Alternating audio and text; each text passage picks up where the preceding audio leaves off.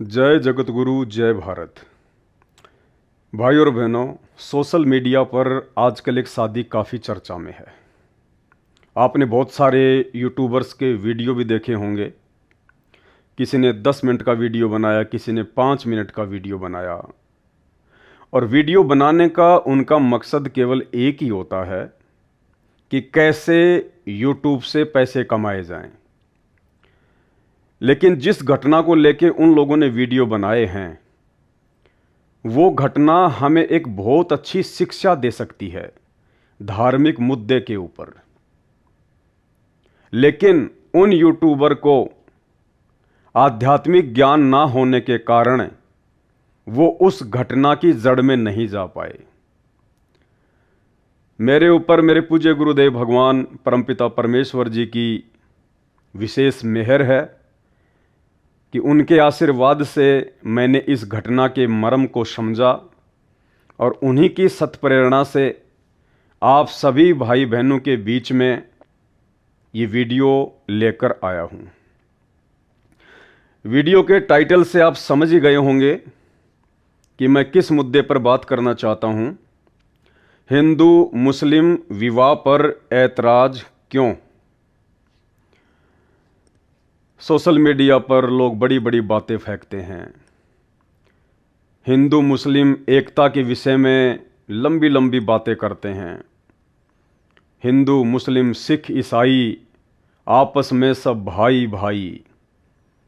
फिर ये शादी पर ऐतराज क्यों भाई? फिर हिंदू मुस्लिम शादी पर ऐतराज क्यों? बहुत सारी फिल्में हम देखते हैं, बड़े प्रभावित होते हैं। मुसलमान का हाथ काटो तो भी वही खून निकलेगा, हिंदू का हाथ काटो तो भी वही खून निकलेगा। फिर किस बात का लड़ाई झगड़ा, किस बात के दंगे, किस बात की नफरत और वैर भाव। लेकिन जब बात आती है वास्तव में हिंदू मुस्लिम संबंधों की, हिंदू मुस्लिम एकता की, धार्मिक विचारों की, धार्मिक मुद्दों की, उस समय हम सब लोग भूल जाते हैं वो मुहावरे, वो दोहे, वो स्लोगन और आपस में नफरत फैलाने में लग जाते हैं। ये शादी जो एक हिंदू और मुस्लिम परिवार के बीच में होने जा रही है, ये एक व्यक्ति है जिसका नाम है शत्रुघ्न सिन्हा।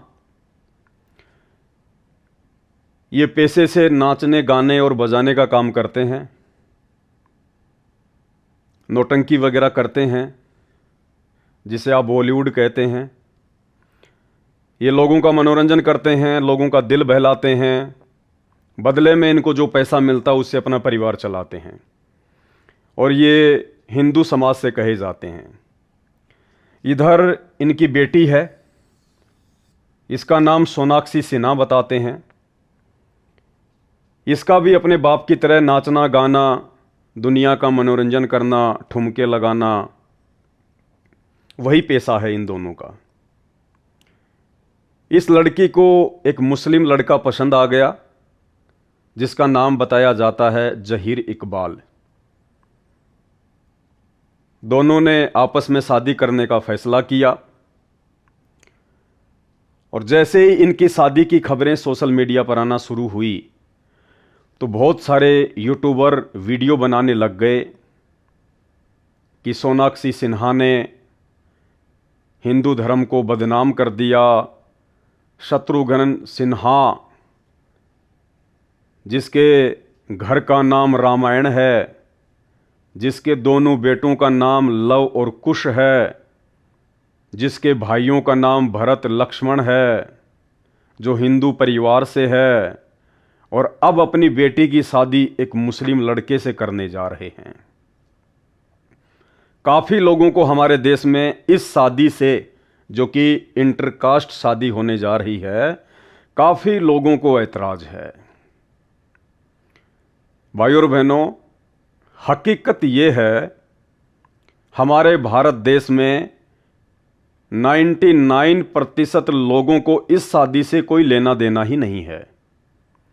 99% लोग ये जानते ही नहीं कि ये सोनाक्षी सिन्हा कौन है।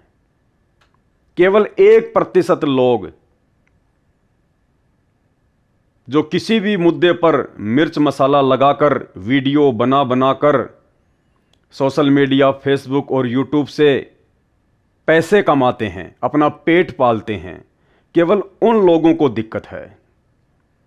और उन्हें भी कोई विशेष दिक्कत नहीं है, केवल उनको मसाला चाहिए, उनको ऐसी न्यूज़ चाहिए जो उनके वीडियो के व्यूज बढ़ सकें, 2 पैसे वो लोग यूट्यूब से कमा सकें। लेकिन वो लोग ये बात भूल जाते हैं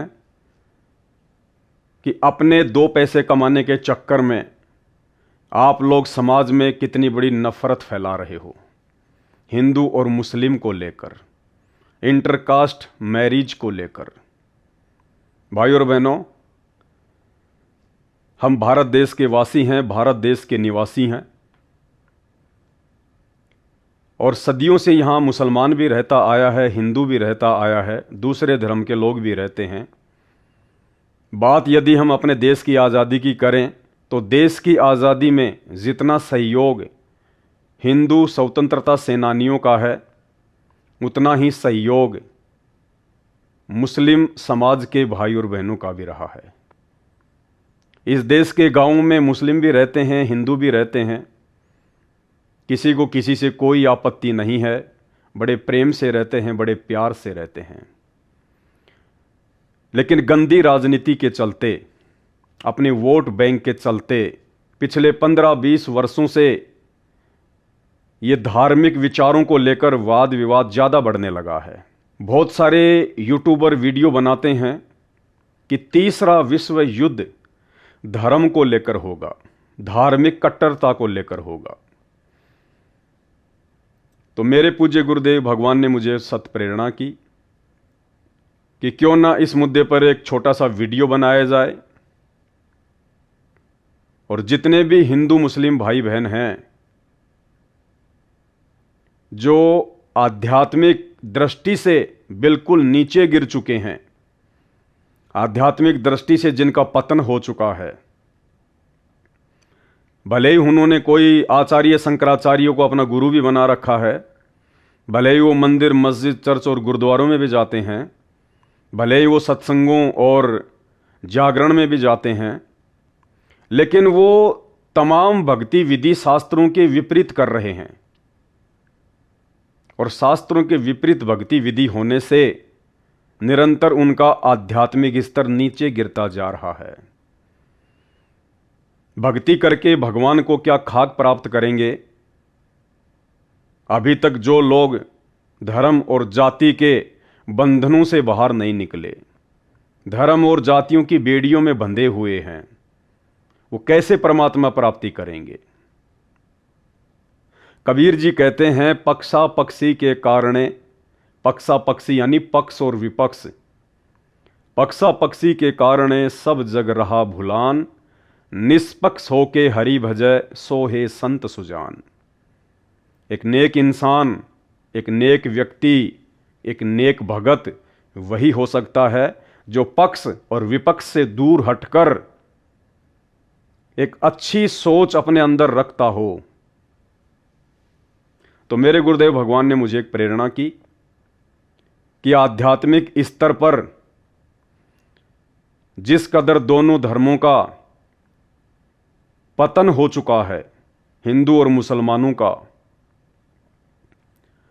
और छोटी छोटी धार्मिक बातों को लेकर एक सेकंड में बहुत बड़ा विवाद खड़ा कर देते हैं, उनको आज इस घटना के माध्यम से एक वीडियो बनाकर समझाया जाए कि तुम क्या हो, कहां से आए हो, क्यों तुमने जन्म लिया, और जन्म लेकर ये खाना पीना, बच्चे पैदा करना, अंत में मर जाना, क्या यही तुम्हारा कर्म है? यदि यही तुम्हारा मुख्य कर्म है, ये मनुष्य शरीर धारण करके, तो भाई ये कर्म तो जन्म लेना, खाना पीना, बच्चे पैदा करना, उनकी परवरिश करना, उनमें मोह ममता रखना और अंत में मर जाना, ये कर्म तो जानवर भी करता है, कुत्ता भी करता है, पक्षी भी करते हैं। और इसी कर्म को करके यदि आप अपनी जीवन लीला समाप्त करके चले गए तो आप में और जानवर में भला क्या फर्क रह गया। तो सबसे पहले तो हम इस इंटरकास्ट मैरिज वाले मुद्दे पर बात करेंगे। क्या हिंदू मुस्लिम आपस में शादी नहीं कर सकते? क्या उस परमपिता परमेश्वर की तरफ से कोई बाध्यता है? क्या इंसान को बनाते समय उस अल्लाह ने, उस खुदा ने, उस परमात्मा ने ऐसा कोई नियम बनाया है? क्या ये धर्म, ये जातियां उस परमात्मा ने बनाई है? अगर आपकी नज़रों में उस परमात्मा ने, उस अल्लाह ने धर्म बनाए, जातियां बनाई, तो सबसे बड़ा इंसान का दुश्मन फिर वो अल्लाह है, वो परमात्मा है, वो भगवान है, जिसने इंसान बनाया और इंसान को फिर जाति और धर्मों की सरहदों में बांट दिया, लड़ने, झगड़ने, मरने और काटने के लिए। तो आज इसी मुद्दे पर हम बात करेंगे।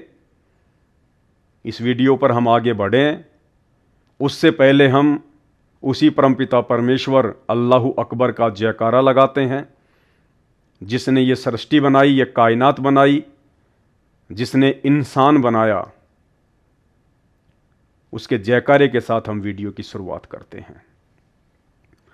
परमपिता परमात्मा, सारी सृष्टि के रचनहार, कुल मालिक, असंख्य ब्रह्मांडों के स्वामी, जगत गुरु, तीनों लोकों में प्रवेश करके सबका धारण पोषण करने वाले, राजाधिराज, आत्माधार, नाथों के नाथ, देवों के देव महादेव, सर्वेश्वर महेश्वर, मृत्युंजय, अजरो अमर, आदि अनादि, सनातनी प्रभु, जगत पिता जगदीश्वर, श्री श्री 1008 की उपाधि के वास्तविक अधिकारी, अकाल मूरत शब्द स्वरूपी राम, वासुदेव, सर्वगतम ब्रह्म, परम पूजे, प्रथम पूजे, परम संत, परम पुरुष, परम धनी, परम दयालु, सत्य कबीर, हक्का कबीर, अल्लाहु कबीर, अल्लाहु अकबर, बाखबर, अल्लाह ताला, जगत के तारणहार, जगत के मुक्तिदाता, जगत के जगन्नाथ, हारे के सहारे, हिंदुओं के राम, मुसलमानों के अल्लाह, सिखों के वाहिगुरु, ईसाइयों के मसीह,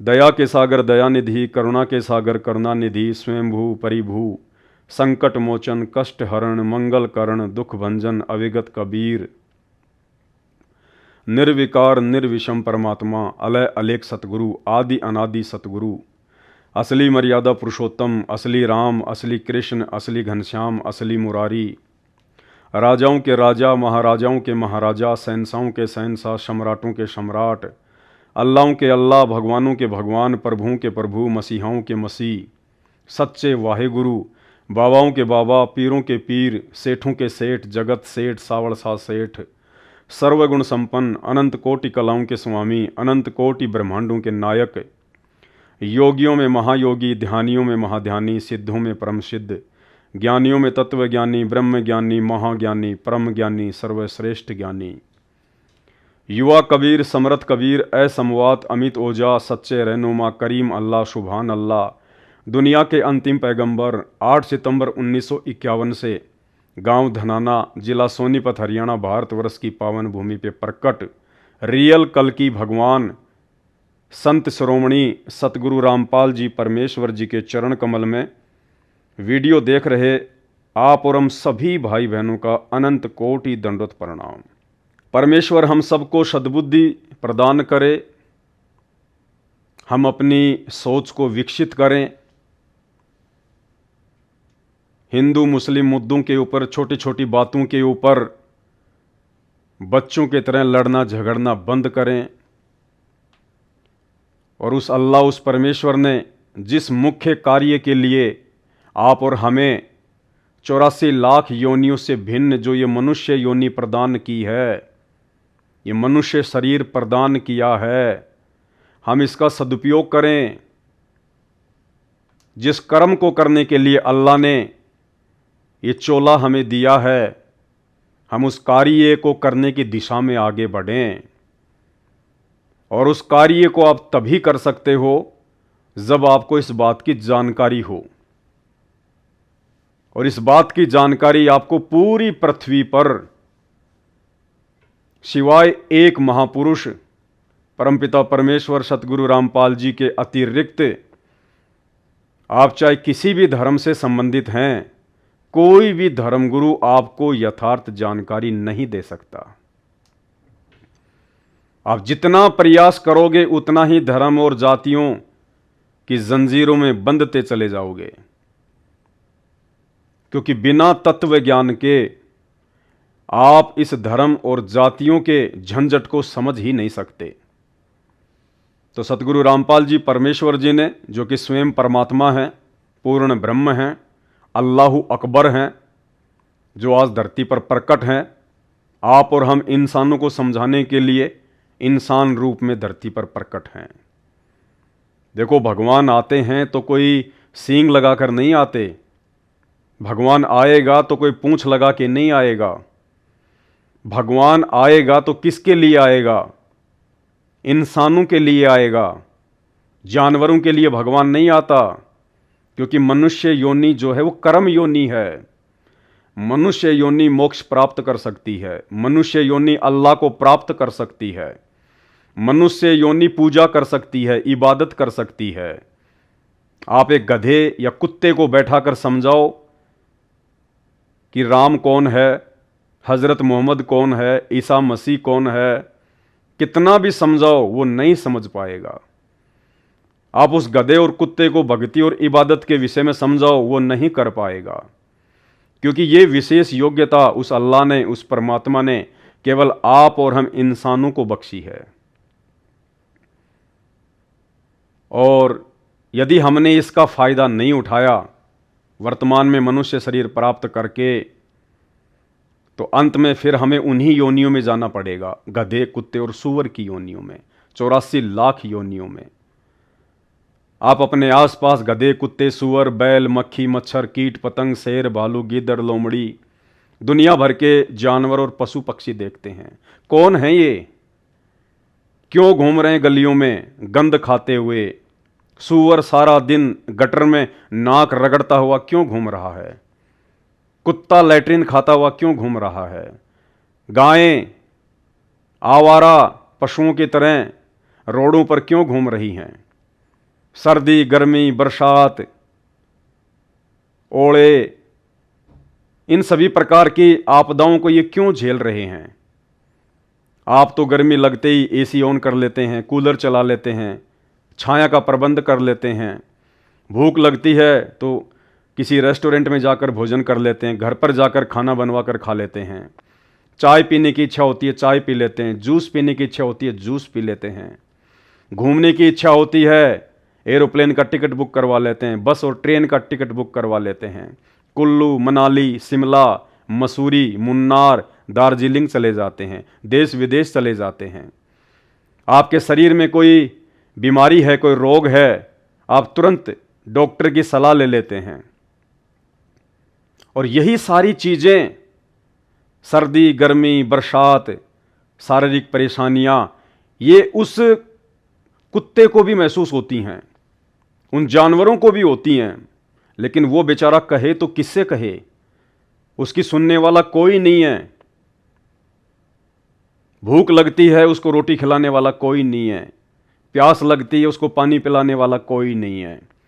कहीं किसी गंदी नाली में जाकर अपनी प्यास बुझाएगा, घर घर जाकर एक एक टूक खाकर अपना पेट भरेगा। कोई टूक देगा तो कोई लठ देगा। ये तमाम प्रकार की योनियां, पशु पक्षी इतने कष्ट क्यों उठा रहे हैं, जिन्हें हम रोज देखते हैं? हम अपने बच्चे को तो खेत में हल में नहीं जोतते, बैल को क्यों जोतते हैं? ऊंट को क्यों जोतते हैं? भाई और बहनों, ये तमाम वही आत्माएं हैं जिनको पहले मनुष्य शरीर मिला हुआ था। अल्लाह ने, खुदा ने, ईश्वर ने जिनको मनुष्य शरीर दिया था, जैसे आज आप और हमारे को दिया है, केवल इबादत करने के लिए, सच्ची भक्ति करने के लिए, शास्त्रों के अनुसार पूजा पाठ करने के लिए। लेकिन अज्ञानी धर्मगुरुओं की ज्ञानहीनता के चलते आज 99% हिंदू, मुस्लिम, सिख, ईसाई सब अपने मनुष्य जीवन को व्यर्थ करते जा रहे हैं। ये मनुष्य शरीर, ये हमारी श्वासों के ऊपर आधारित है। गिनती की श्वासें दी हैं हमें परमपिता परमेश्वर ने, उस अल्लाह ने। जिस दिन हमारी श्वासें खत्म हो जाएंगी उसी दिन ये शरीर छूट जाएगा। चाहे आपका कोई भी काम पेंडिंग क्यों ना हो, चाहे आप एरोप्लेन में यात्रा कर रहे हैं, चाहे आप ट्रेन में यात्रा कर रहे हैं, चाहे आप अपने घर पर सो रहे हैं, जिस दिन आपकी श्वासें जो उस परमपिता परमेश्वर ने आपको दी थी गिनकर, जिस दिन वो कंप्लीट हो जाएंगी उसी दिन आपका शरीर छूट जाएगा। आप चाहे बच्चे हैं, बूढ़े हैं, स्त्री हैं, पुरुष हैं, किसी भी स्थिति में क्यों ना हैं, क्योंकि आपने उस परमेश्वर के द्वारा दी गई श्वासों का सदुपयोग नहीं किया। कबीर जी कहते हैं, श्वास ऊं श्वास में नाम जपो, व्यर्था श्वास ना खोए, और ना बेरा इस श्वास का फिर आवण हो कि ना होए। इन श्वासों से हमारे को परमात्मा का नाम जपना था, लेकिन नाम तो किसी को पता ही नहीं, ना हिंदुओं को पता, ना मुसलमानों को पता। हिंदू धर्मगुरुओं ने न जाने कहां कहां से मनमुखी मंत्र बना बना के समाज में फैला दिए। राधा राधा राधा राधा, हरे राम हरे कृष्णा, जय गणेश, ओम नमः शिवाय, ओम भगवते वासुदेवाय नमः। ये तमाम दुनिया भर के मनमुखी मंत्र हिंदू धर्मगुरुओं ने अपने फॉलोअर्स में बांट दिए, जिनका किसी भी शास्त्र में कहीं कोई उल्लेख नहीं है। कहते हैं हम हिंदू हैं, हम सनातनी हैं, हम वेद और गीता को मानने वाले हैं, और टोटल भक्ति, टोटल मंत्र जाप वेद और गीता के विपरीत। चारों वेद और गीता जी में केवल एक मंत्र है, ओम। गीता जी अध्याय 8 श्लोक नंबर 13, ओम इति एक अक्षर ब्रह्म व्यवहारण माम अनुशमरण, ये प्रयाति तजम देहम सयाति परमाम गतम। वेदों का सार है गीता जी। यजुर्वेद अध्याय 40 मंत्र नंबर 15 में केवल एक ओम मंत्र है, और उसी का समर्थन गीता कर रही है, क्योंकि गीता चारों वेदों का सार है, निष्कर्ष है, कोड वर्ड में है। तो चारों वेद और गीता जी केवल एक मंत्र बता रही है, और कोई मंत्र नहीं है जाप करने का। फिर ये हमारे नकली धर्मगुरु ये राधा राधा, हरे राम हरे कृष्णा, सीताराम, ये कहां से ले आए भाई? तो ये आपका मनुष्य जीवन बर्बाद कर रहे हैं। आपका एक एक कदम काल के मुख की ओर बढ़ रहा है, और यही स्थिति मुसलमान समाज में है। ये मजारे पूजना, दरगाहों पे जाना, मक्का मदीना काबा में जाना, ये कौन से शास्त्र में लिखा हुआ है?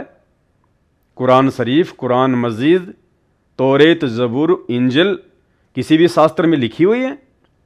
क्या हज़रत मोहम्मद ने कभी किसी मज़ार को पूजा? क्या हज़रत मोहम्मद कभी किसी दरगाह पे गए? जो साधना आज वर्तमान का मुसलमान कर रहा है, क्या वो साधना हज़रत मोहम्मद ने की? बिल्कुल नहीं की। तो भाई और बहनों, आज मौका है आपके पास में। आप दुनिया भर के फालतू वीडियो अपने मनोरंजन के लिए खूब देखते होंगे यूट्यूब पर, फेसबुक पर। वो भी एक शैतान की सूक्ष्म चाल है, काल का षड्यंत्र है, आपके इस अनमोल मनुष्य शरीर को बर्बाद करने का,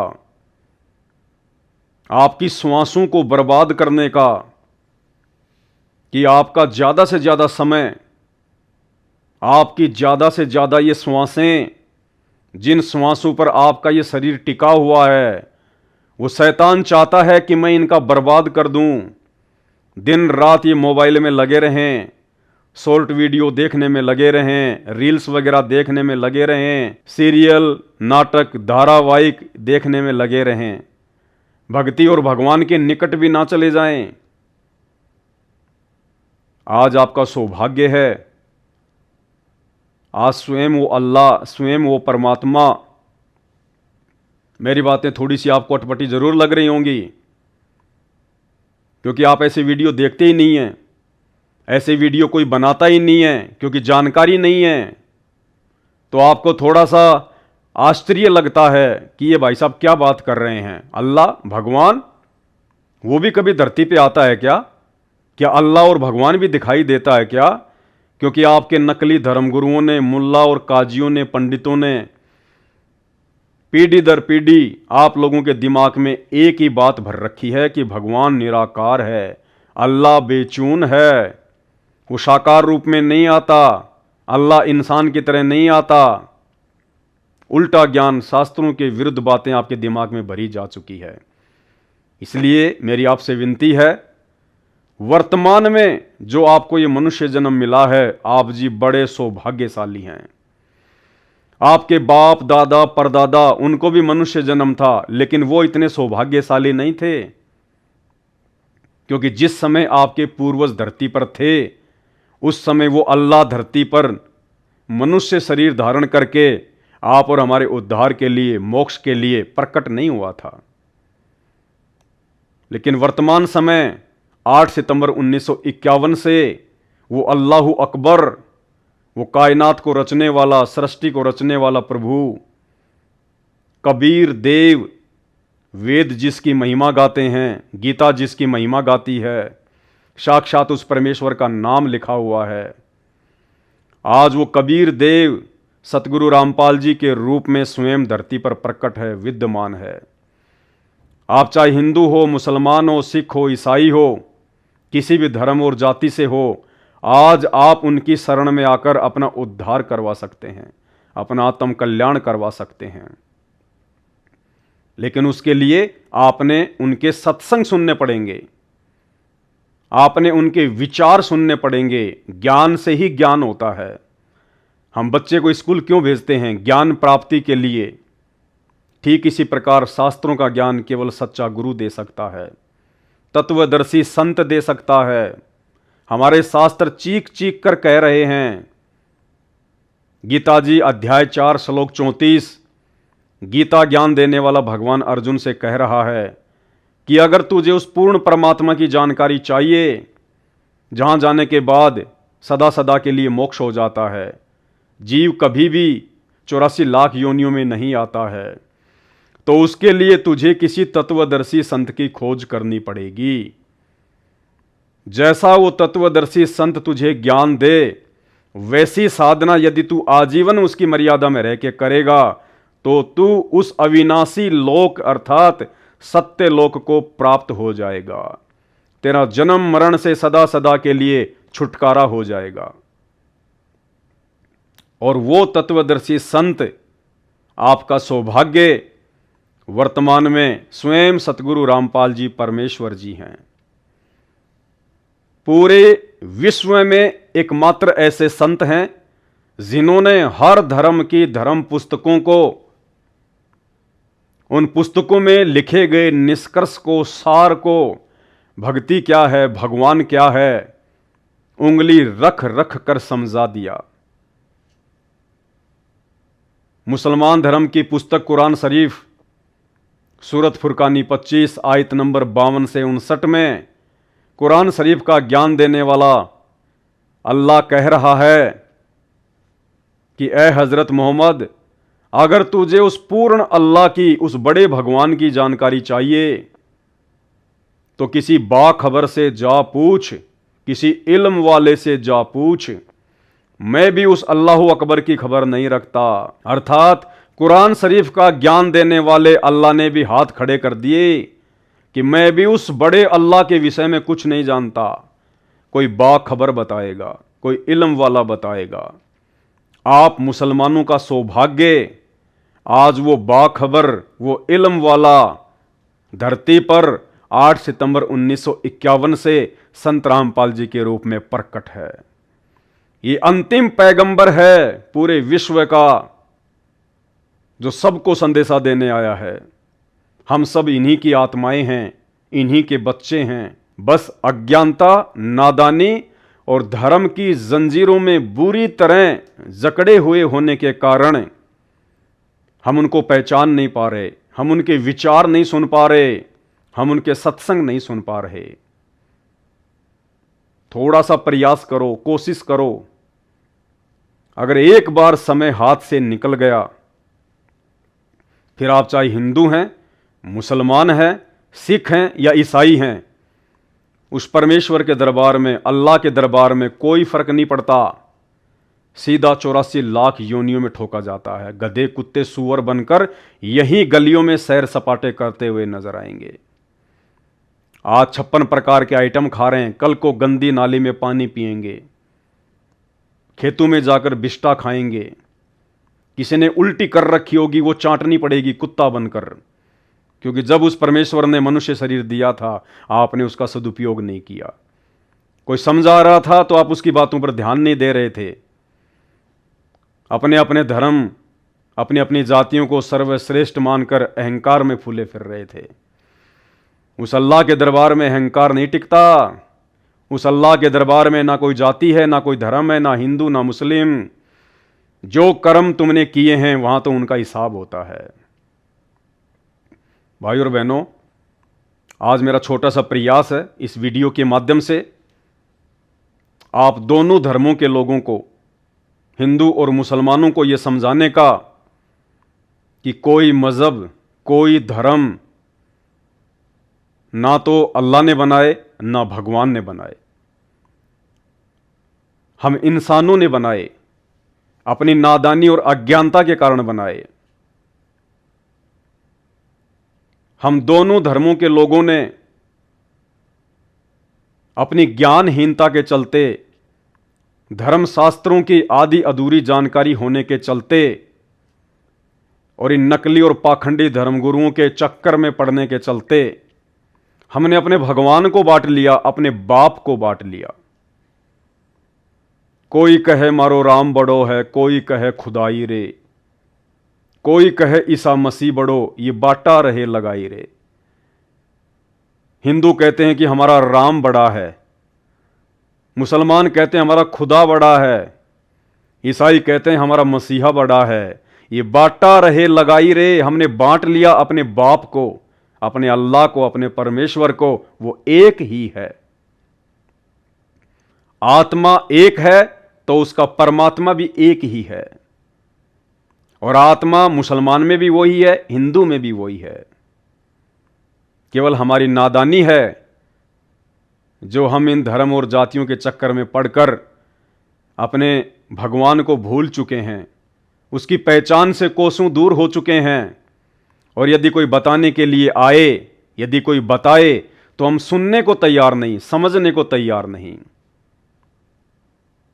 जिस प्रकार एक पिता की 4 संतान, छोटे छोटे बच्चे 4, और पिता जब शाम को घर वापस आता है अपनी मजदूरी करके, बच्चे दरवाजे पर खड़े होकर कहते हैं कि देखो देखो मेरा पापा आ गया।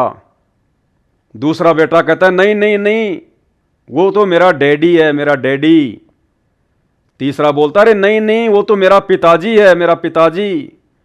और चौथा कहेगा नहीं, वो मेरा बाप है, मेरा बाप।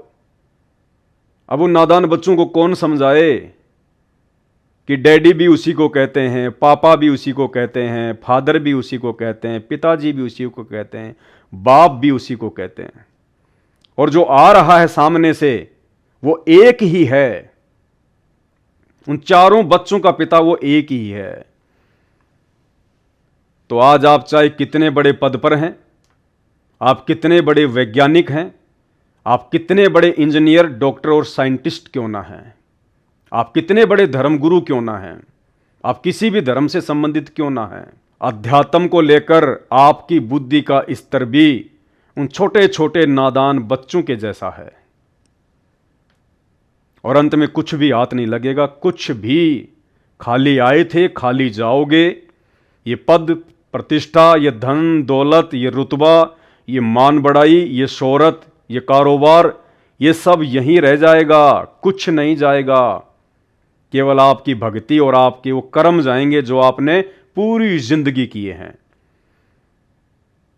और सच्चे गुरु की शरण बिना, तत्वदर्शी संत की शरण प्राप्त किए बिना, आप चाहे कितने बड़े आचार्य और शंकराचार्य की शरण में क्यों ना हो, आप जिंदगी में कभी भी सत्कर्म नहीं कर सकते। आप आध्यात्मिक सत्कर्म नहीं कर सकते, अच्छे कर्म नहीं कर सकते, आप भक्ति नहीं कर सकते।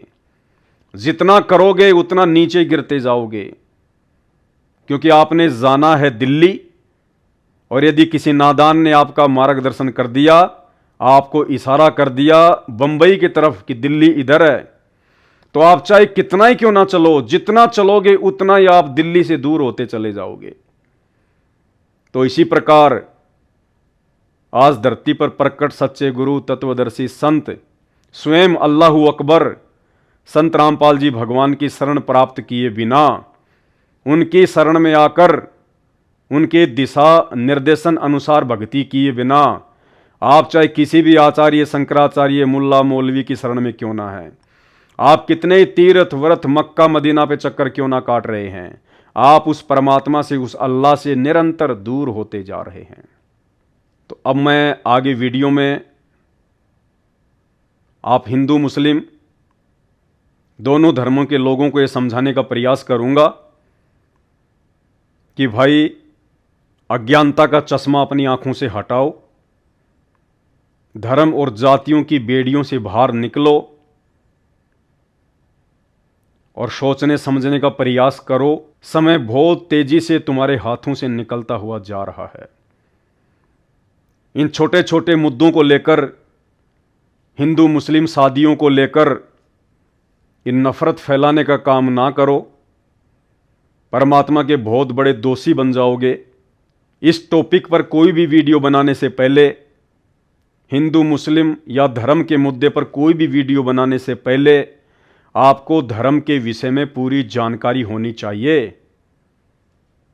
अन्यथा सिवाय नफरत फैलाने के आप दूसरा कोई काम नहीं कर सकते। तो आज इस छोटी सी घटना के माध्यम से, इस इंटरकास्ट मैरिज वाली घटना के माध्यम से, जो कि शत्रुघ्न सिन्हा की बेटी सोनाक्षी सिन्हा की शादी एक मुस्लिम धर्म के लड़के इकबाल जहीर से होने जा रही है, उस मुद्दे को लेकर काफ़ी लोग वीडियो बना रहे हैं, लेकिन उन्हें पता नहीं कि असल में हिंदू क्या है, मुसलमान क्या है। ऐसी कौन सी बड़ी आफत आ गई यदि उन्होंने इंटरकास्ट मैरिज कर ली। तो एक पैम्पलेट के माध्यम से मैं आपको समझाना चाहता हूं। इन्हें तो आप जानते ही हैं, अगर आप हिंदू समाज से हैं तो इन्हें तो आप जानते ही होंगे। ये हैं ब्रह्मा जी, हमारे हिंदू धर्मगुरु, हमारे सनातनी भाई बहन।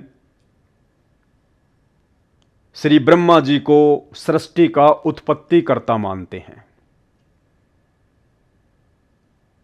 कि नर और नारी की उत्पत्ति, नर और मादा की उत्पत्ति, इंसानों की उत्पत्ति श्री ब्रह्मा जी ने की है। तो आप हिंदुओं के अनुसार यदि श्री ब्रह्मा जी ने ही सृष्टि की उत्पत्ति की है और आप लोगों के अनुसार ब्रह्मा जी सनातनी हैं, ब्रह्मा जी हिंदू हैं,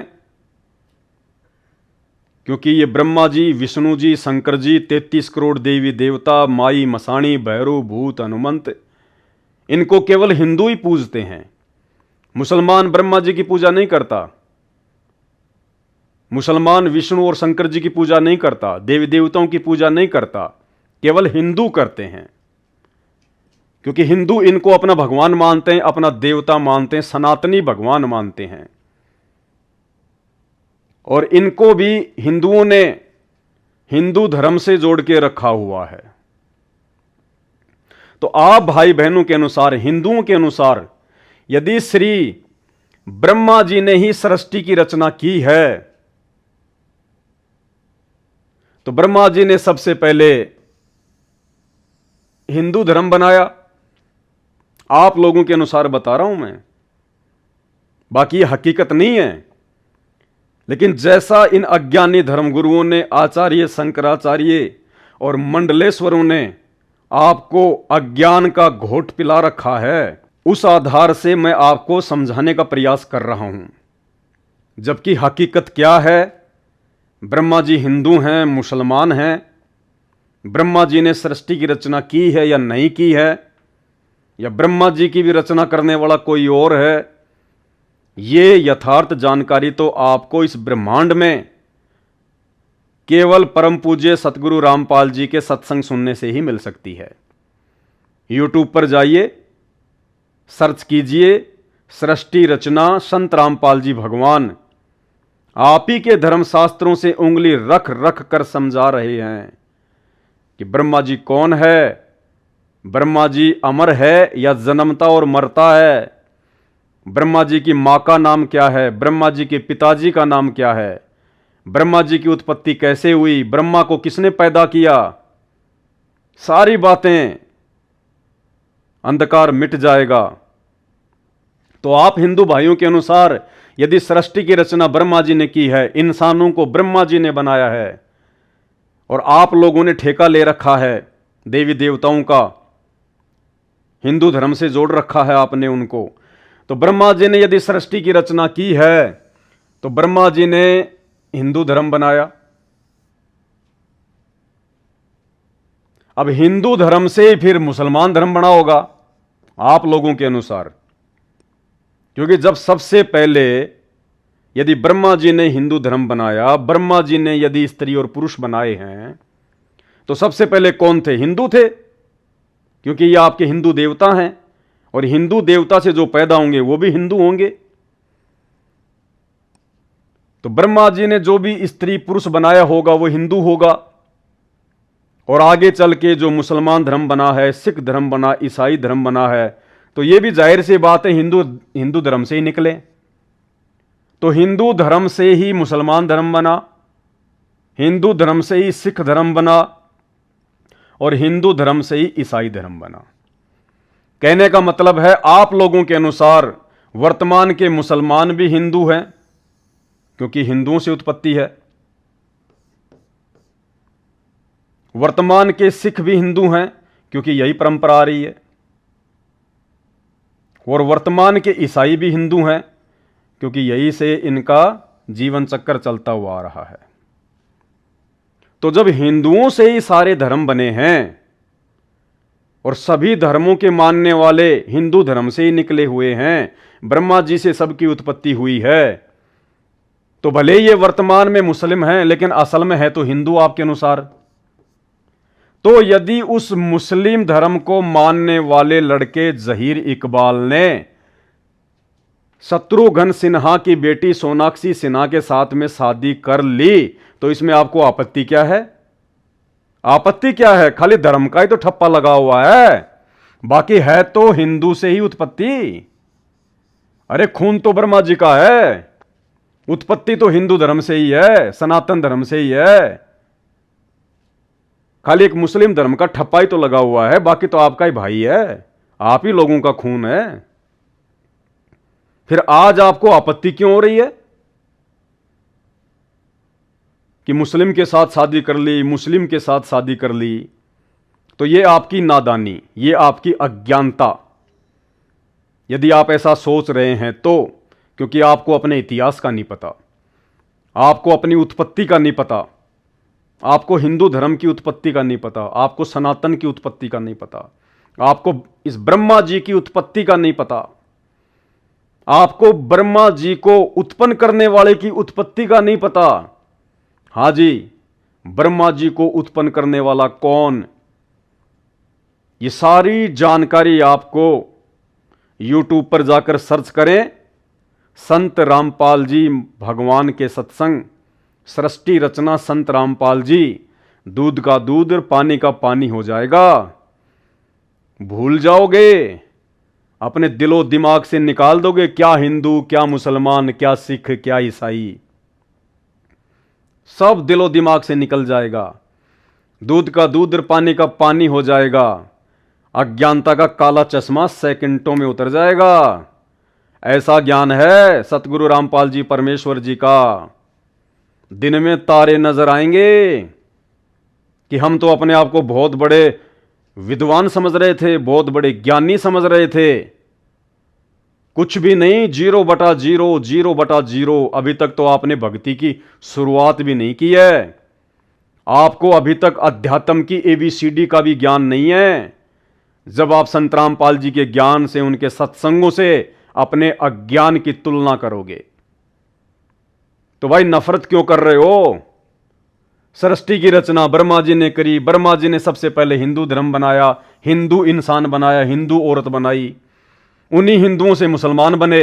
और वही मुसलमान यदि आज एक हिंदू लड़की से शादी कर रहा है तो भाई नफरत काहे की, दिक्कत काहे की? तुम्हारा भाई है, तुम्हारा ही खून है, खाली धर्म का ही तो ठप्पा लगा हुआ है। यह नादानी है, यह आपकी छोटी सोच है, यह आप लोगों की अज्ञानता है, यह आप लोगों की आध्यात्मिक ज्ञानहीनता है। संत रामपाल जी के सत्संग सुनिए, सुनना शुरू कर दीजिए। मोबाइल आप सबके हाथ में है, आधा घंटा 1 घंटा यूट्यूब पर जाकर सर्च करें, सुने, कानों के पर्दे फट जाएंगे, सोचने पर मजबूर हो जाओगे कि हम तो कहीं भी नहीं है, हमारी तो कोई औकात नहीं है, कोई वजूद नहीं है आध्यात्मिक स्तर पर। तो ये आपकी आंखों के सामने है, फिर नफरत किस बात की? अब आगे इस पैम्पलेट के माध्यम से आपको बहुत कुछ समझ में आएगा। आप भूल जाओगे क्या हिंदू क्या मुस्लिम, क्योंकि अभी आपको ज्ञान नहीं है। थोता चना बाजे घना, इन्हें तो आप जानते ही हैं, वही ब्रह्मा जी हैं ये। और आप हिंदू धर्म के मानने वालों के अनुसार ब्रह्मा जी ने सृष्टि की रचना की है, ब्रह्मा जी ने सबकी उत्पत्ति की है। अब ब्रह्मा जी ने यदि उत्पत्ति की है हिंदू धर्म की, तो भाई फिर हिंदू धर्म से घटिया धर्म दूसरा कोई नहीं हो सकता। अगर आप हिंदू धर्म के मानने वालों के अनुसार यदि ब्रह्मा जी ने ही हिंदू धर्म की उत्पत्ति की है, यदि ब्रह्मा जी ने ही स्त्री और पुरुष बनाया है, और आगे चल के आपने उसको हिंदू का नाम दे दिया, तो भाई फिर उससे घटिया धर्म कोई और नहीं हो सकता। क्यों नहीं हो सकता? देखिए, ब्रह्मा जी ने सृष्टि की उत्पत्ति की, ब्रह्मा जी ने सबसे पहले इंसान बनाया और एक नारी बनाई। ब्रह्मा जी ने अगर इंसानों की उत्पत्ति की होगी तो सबसे पहले एक जोड़ा बनाया ना। जैसे मुसलमान धर्म को मानने वाले कहते हैं कि सबसे पहले आदम और हव्वा बनी, अल्लाह ने, परमेश्वर ने आदम और हव्वा को बनाया, आदम और हव्वा से आगे फिर संतान उत्पत्ति हुई, फिर दुनिया में नर और नारी फैल गए। तो आप हिंदुओं के अनुसार यदि ब्रह्मा जी ने सृष्टि की उत्पत्ति की है तो ब्रह्मा जी ने सबसे पहले एक जोड़ा बनाया है। तो ब्रह्मा जी ने एक बना दिया नर और एक बना दी नारी, यहीं से हुई है फिर सृष्टि की उत्पत्ति। अब ये नर और ये नारी, अब इन दोनों ने शारीरिक मिलन किया, तो दोनों के शारीरिक मिलन से एक लड़का बन गया, एक लड़की बन गई। यानी ये आपस में कौन हुए? भाई बहन। अब आपस में फिर इन्होंने शादी की, क्योंकि और तो कोई है ही नहीं। ब्रह्मा जी ने खाली एक जोड़ा पैदा किया, और उसके बाद में इस जोड़े से जो बच्चे होंगे वो क्या कहलाएंगे? आपस में भाई बहन कहलाएंगे। अब सृष्टि कैसे शुरू होगी आगे? जब तक ये भाई बहन आपस में शारीरिक मिलन नहीं करेंगे, जब तक ये भाई बहन आपस में विवाह नहीं करेंगे, तो सृष्टि आगे कैसे बढ़ेगी? अगर ये दोनों जिनको ब्रह्मा जी ने बनाया यदि ये बच्चे पैदा ना करते तो ये कहां से होते? और यदि ये दोनों भाई बहन आगे शादी नहीं करेंगे, बच्चे पैदा नहीं करेंगे, तो सृष्टि में इतने सारे स्त्री पुरुष कहां से आएंगे?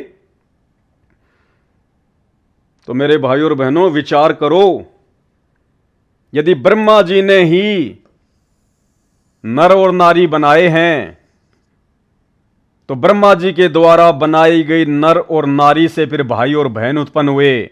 और आज इस विश्व में जितने भी नर और नारी हैं वो सब भाई बहन से पैदा हैं, सब भाई बहन से। मुसलमान भी आपस में भाई बहन से उत्पत्ति, ईसाइयों की भी भाई बहन से उत्पत्ति, हिंदुओं की भी भाई बहन से उत्पत्ति। तो इससे घटिया धर्म और क्या हो सकता है? इससे घटिया और क्या हो सकता है कि भाई और बहन से उत्पत्ति होती आ रही है। अरे जब भाई बहन आपस में मिलकर शादी कर सकते हैं, बच्चे पैदा कर सकते हैं, तो जब आज एक मुसलमान घर का लड़का जहीर इकबाल यदि शत्रुघ्न सिन्हा की बेटी सोनाक्षी सिन्हा से शादी कर रहा है तो उसमें आपत्ति क्या है? जब ब्रह्मा जी के द्वारा रची गई सृष्टि में भाई और बहन से पूरी दुनिया बनी है, तो इन्हीं भाई और बहन से आगे चल के मुसलमान बने हैं, ईसाई बने हैं, हिंदू बने हैं, सिख बने हैं। तो ये तो भाई बहन से पूरी सृष्टि चलती आ रही है। अब आगे चल के कोई मुसलमान बन गया, कोई सिख बन गया, कोई हिंदू बन गया, कोई जैनी बन गया, लेकिन अगर इतिहास में जाओगे तो भाई बहन से उत्पत्ति है। और यदि हिंदू समाज इस बात का ठेका लेता है कि सबसे पहले हिंदू धर्म था, तो भाई फिर इससे घटिया धर्म और क्या हो सकता है? और यदि इस बात का ठेका मुसलमान लेता है कि सबसे पहले अल्लाह ने आदम और हवा को बनाया, आदम और हवा से फिर आगे सृष्टि बनी, तो भाई फिर मुसलमान धर्म से घटिया धर्म और क्या हो सकता है जो भाई और बहन से उत्पत्ति होती आ रही है? लेकिन ऐसा नहीं है भाई और बहनों।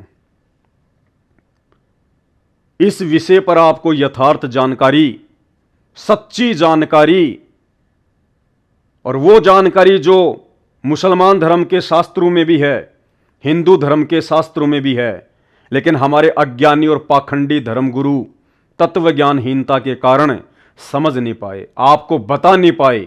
वो यथार्थ जानकारी बताने के लिए आज स्वयं अल्लाहु अकबर परमपिता परमेश्वर सतगुरु रामपाल जी को स्वयं 8 सितंबर 1951 के दिन भारतवर्ष की पावन धरती पे प्रकट होना पड़ा। और सन 1994 से वर्तमान समय तक कई हजारों की संख्या में उन्होंने अपने सत्संग प्रवचन करके छोड़ दिए।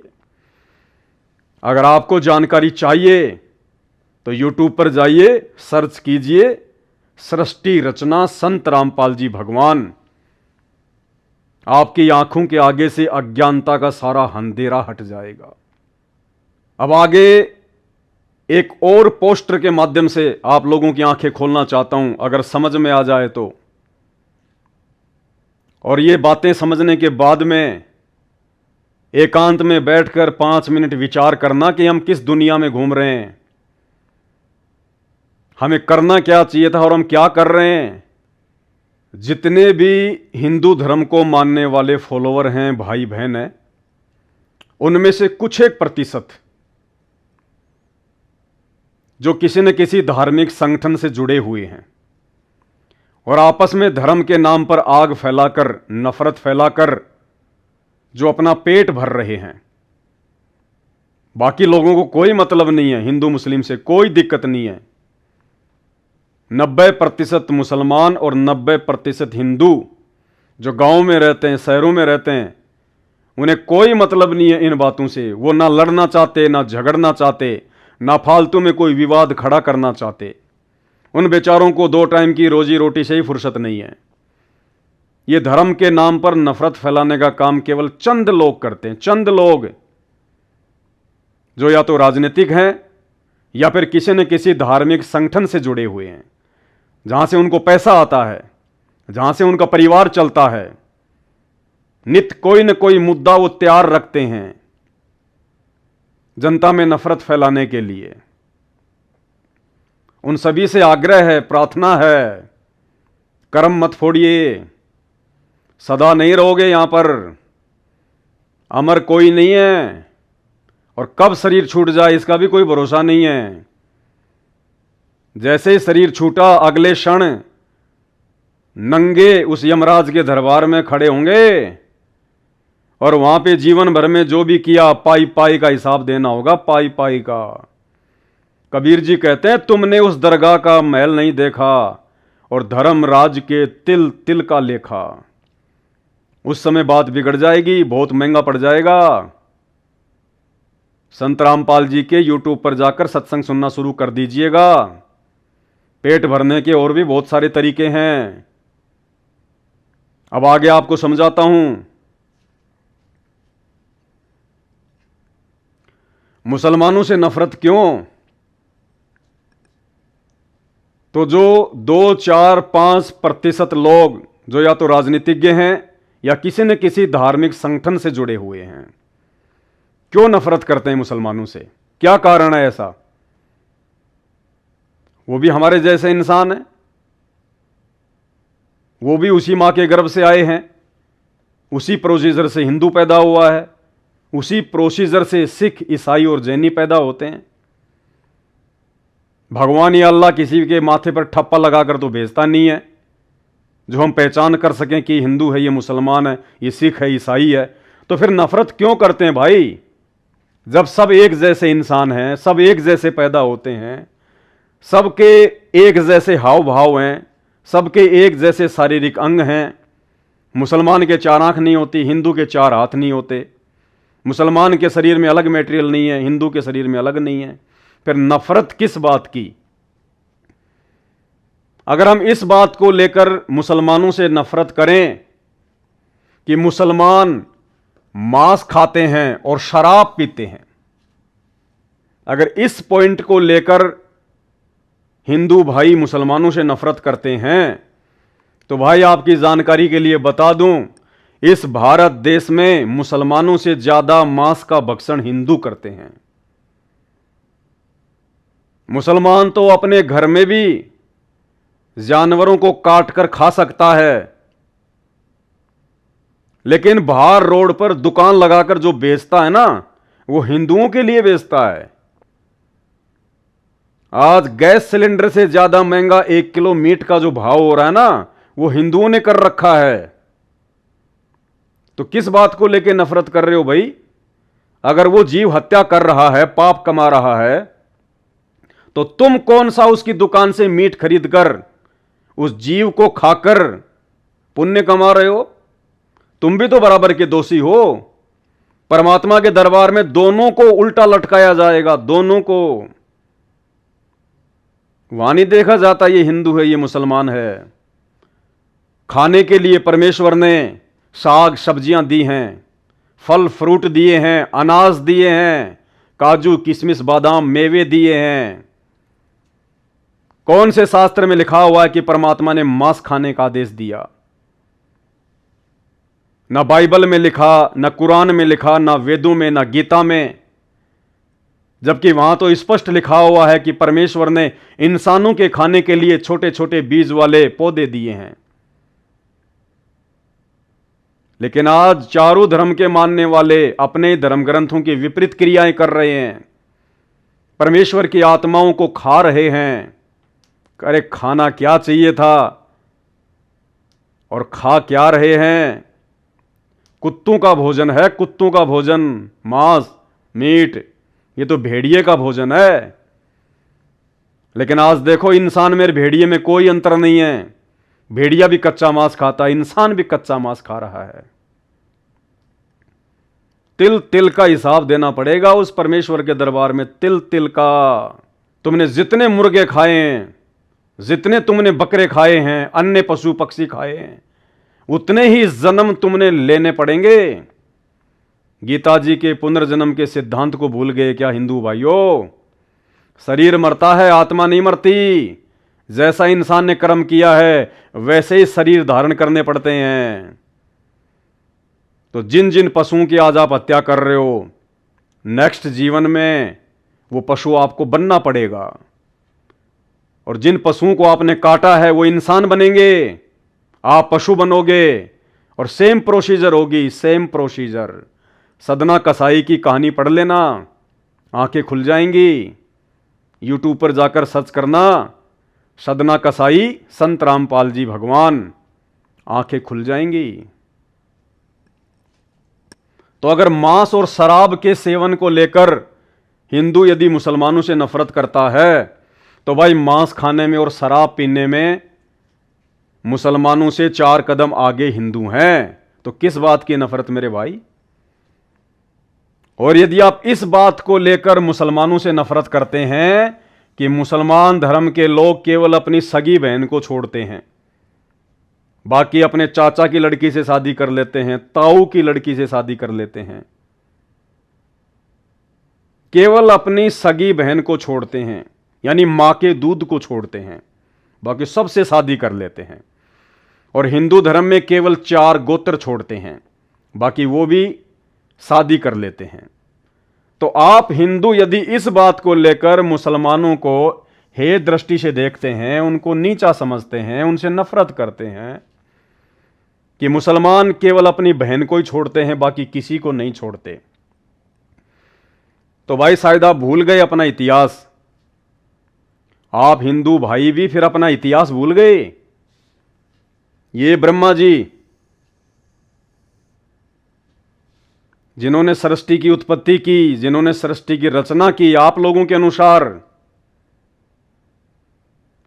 और यहां आप यदि इस बात को लेकर मुसलमानों से नफरत करते हैं कि मुसलमान केवल अपनी बहन और बेटी को छोड़ते हैं, बाकी किसी को नहीं छोड़ते, तो ब्रह्मा जी ने तो भाई अपनी खुद की बेटी को भी नहीं छोड़ा।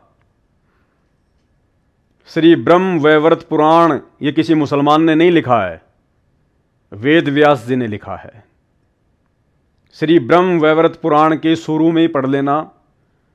ब्रह्मा जी ने तो खुद की सगी बेटी सरस्वती को भी नहीं छोड़ा, सरस्वती के साथ उन्होंने शारीरिक मिलन किया।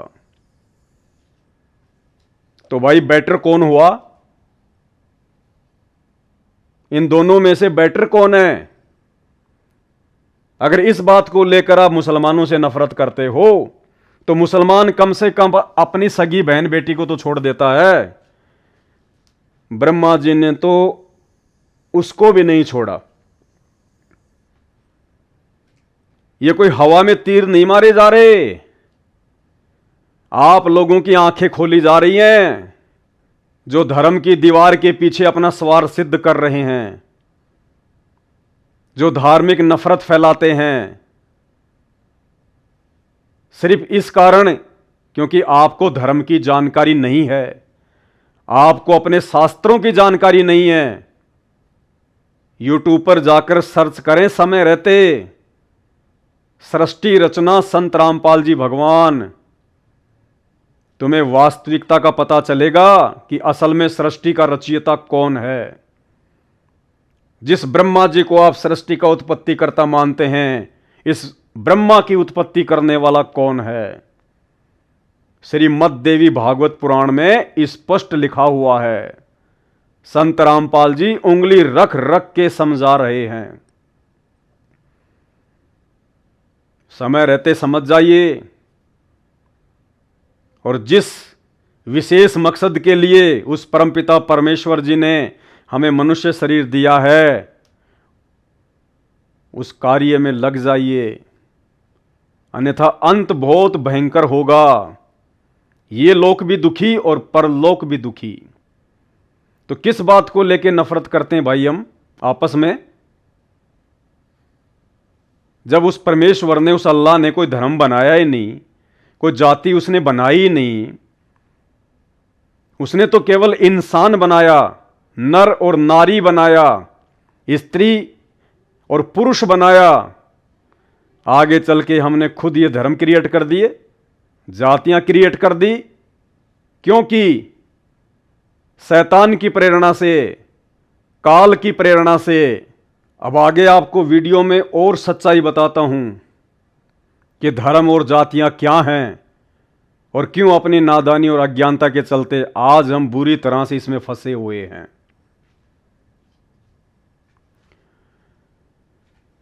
सतयुग में कोई धर्म नहीं था, उसके बाद त्रेता युग में कोई धर्म नहीं था, उसके बाद द्वापर युग में कोई धर्म नहीं था। द्वापर युग के बाद जैसे ही कलयुग शुरू हुआ, शैतान की प्रेरणा से, काल की प्रेरणा से इंसान धर्म और जातियों में बंटना शुरू हो गया। हिंदू धर्म की उत्पत्ति आज से लगभग 3500 वर्ष पहले आदि शंकराचार्य के बाद शुरू हुई है। आदि शंकराचार्य से पहले हिंदू शब्द आपको कहीं भी देखने को नहीं मिलेगा। भारत देश में बौद्ध धर्म का प्रचार तेजी से हो रहा था। देश नास्तिकता की ओर बढ़ रहा था। आत्माओं को नास्तिकता की ओर बढ़ने से रोकने के लिए श्री शिवजी ने, शंकर जी ने अपने लोक से एक आत्मा भेजी जिसको आदि शंकराचार्य कहते हैं। 32 वर्ष केवल उनका जीवन था और 32 वर्ष की आयु में उन्होंने कुछ पुस्तकें लिखी और उन्होंने जो एक संगठन खड़ा किया, जो एक संप्रदाय जो एक खड़ा किया, उसका नाम उन्होंने हिंदू दिया और 4 मठों की स्थापना उन्होंने भारत देश में की। और 32 साल के बाद एक बीमारी से उनकी मृत्यु हो जाती है। उसके बाद हिंदू नाम पड़ा। उसके बाद लगभग 700 वर्ष बाद हजरत ईसा जी, जो कि विष्णु जी के लोक से आए थे, विष्णु जी के लोक से भेजी गई आत्मा हजरत ईसा, उन्होंने ईसाई धर्म की नींव डाली।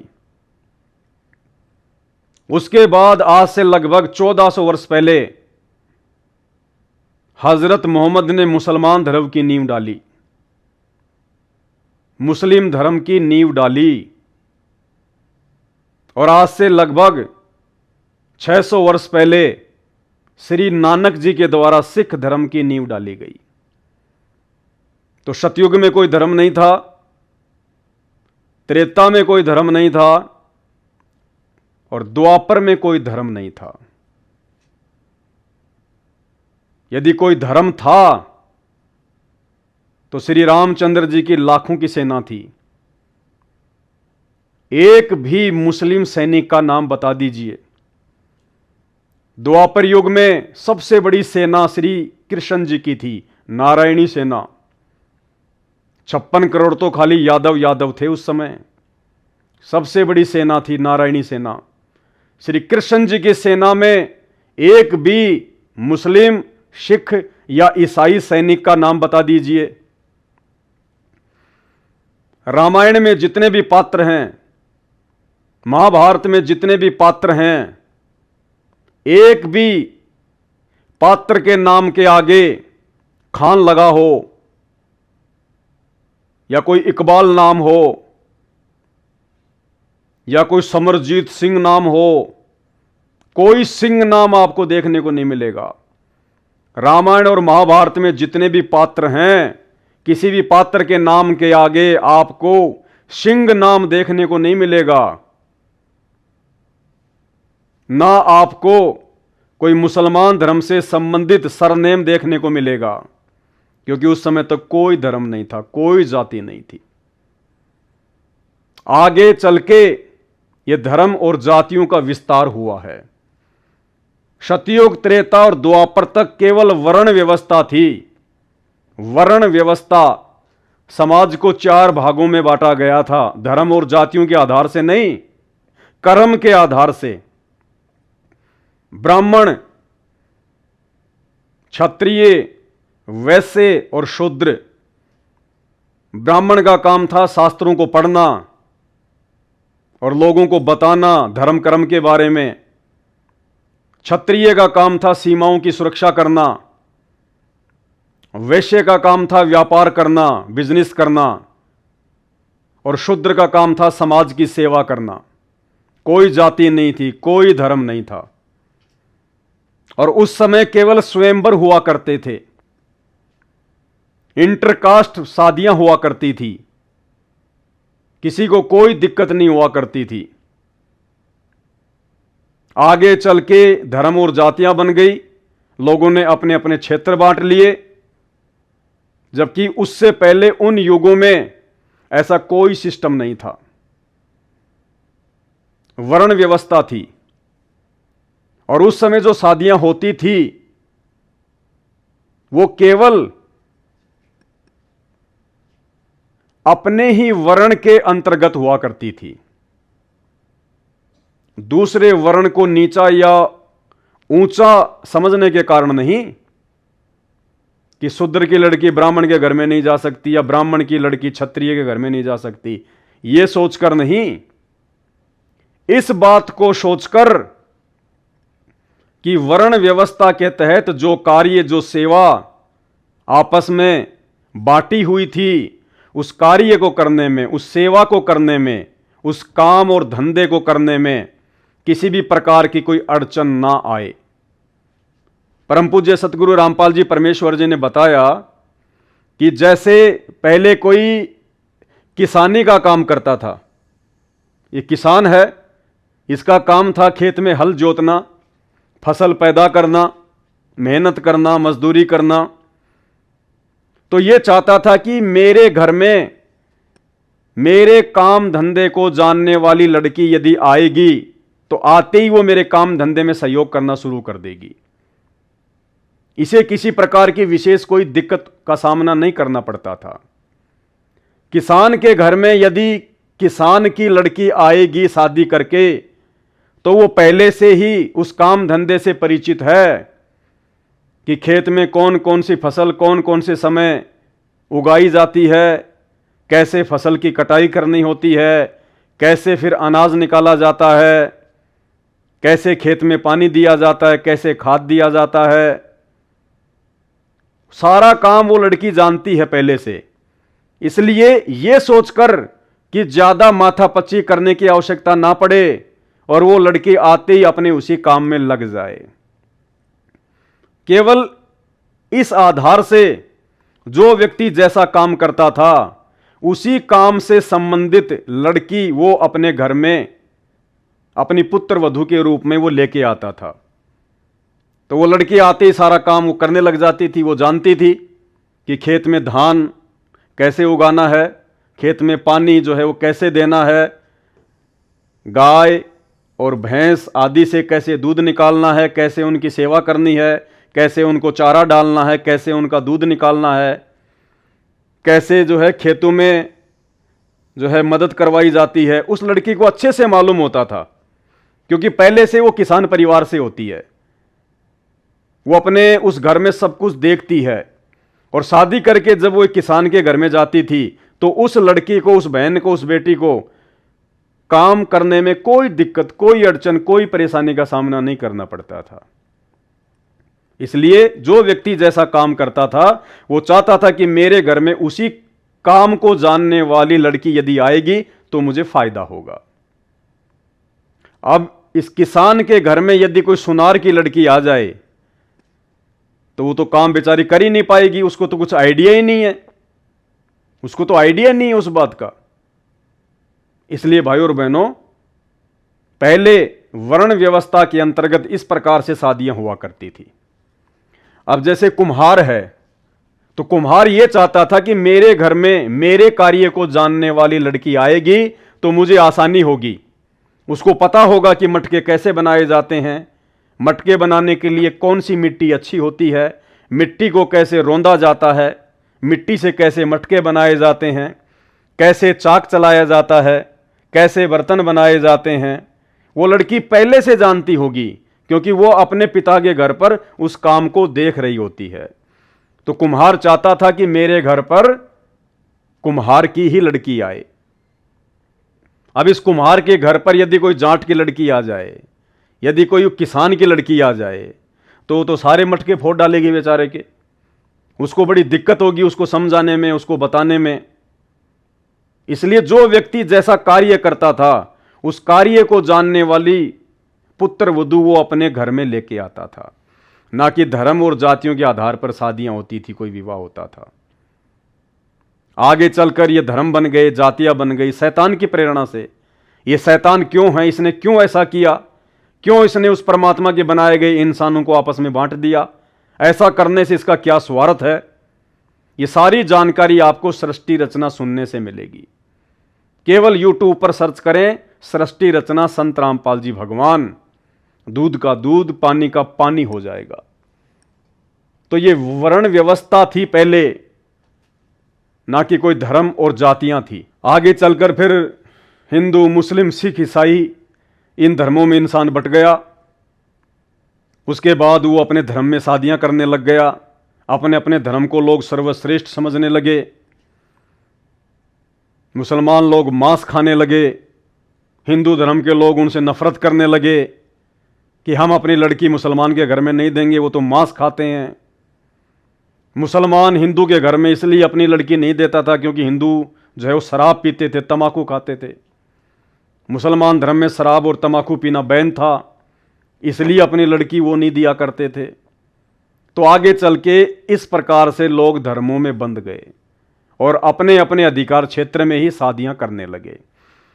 बाकी और कोई लेन देन नहीं है। मुसलमान भी इंसान ही है, हिंदू भी इंसान ही है, सिख और ईसाई भी इंसान ही है। अब आगे देखिए, अब धर्म के नाम पर नफरत फैलाने का काम करने वाले लोग, जिनकी नजरों में धर्म की पहचान सिमट कर रह गई है, तो वो भाई बहन संत रामपाल जी के इस श्लोक को अच्छे से पढ़ लें।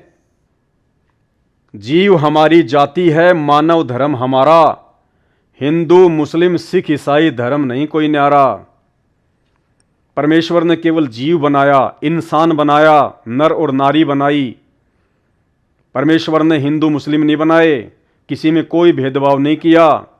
हम सबका एक ही धर्म है, इंसानियत, मानव धर्म, जिसके अंदर दया है, रहम है, जो सत्यवादी है, जो विषय विकारों से दूर रहता है, जो नशा चोरी जारी इन सब से दूर रहता है, नेक नीति से खाता है, कमाता है, दूसरों को अच्छे से जीने देता है, वही सबसे बड़ा धर्म है। मानव धर्म, इंसानियत का धर्म।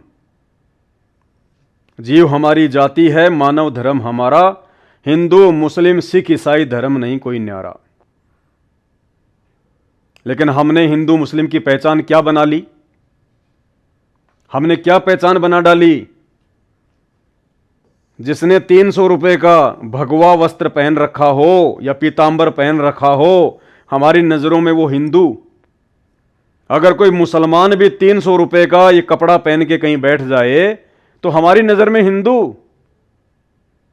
तो अगर आपको यह लगता है कि खाली पीले कपड़े पहनने से अगर हम हिंदू हैं, तो भाई हिंदुस्तान में तो 95% लोग ये पीतांबर नहीं पहनते।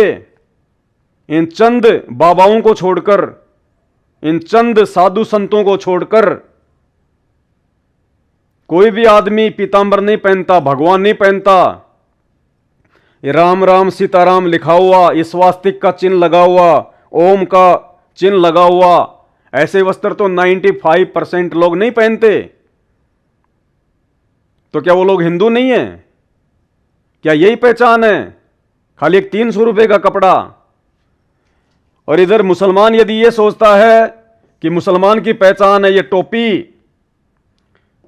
दाढ़ी, मूछ नहीं, अगर इस प्रकार की वेशभूषा अगर मुसलमान की पहचान है, तो भाई तुमने इस इंसान को तो चलो मुसलमान तुमने बना दिया, इसको टोपी पहना दी, मूछें कटवा दी, दाढ़ी बड़ी बड़ी कर ली, घुटने तक का पायजामा पहन लिया, तो तुमने इंसान को तो, जो पुरुष है उसको तो तुमने मुसलमान बना दिया और तुमने इसकी जो है वो खतना कर दी, तुमने इसकी सुन्नत करवा दी कि अब ये मुसलमान हो गया। तो आप लोगों ने पुरुष को तो मुसलमान जो है अपनी सोच आधार से आपने बना दिया, लेकिन इन माता और बहनों को आप कैसे मुसलमान बनाओगे? आप इनकी सुन्नत कैसे करोगे?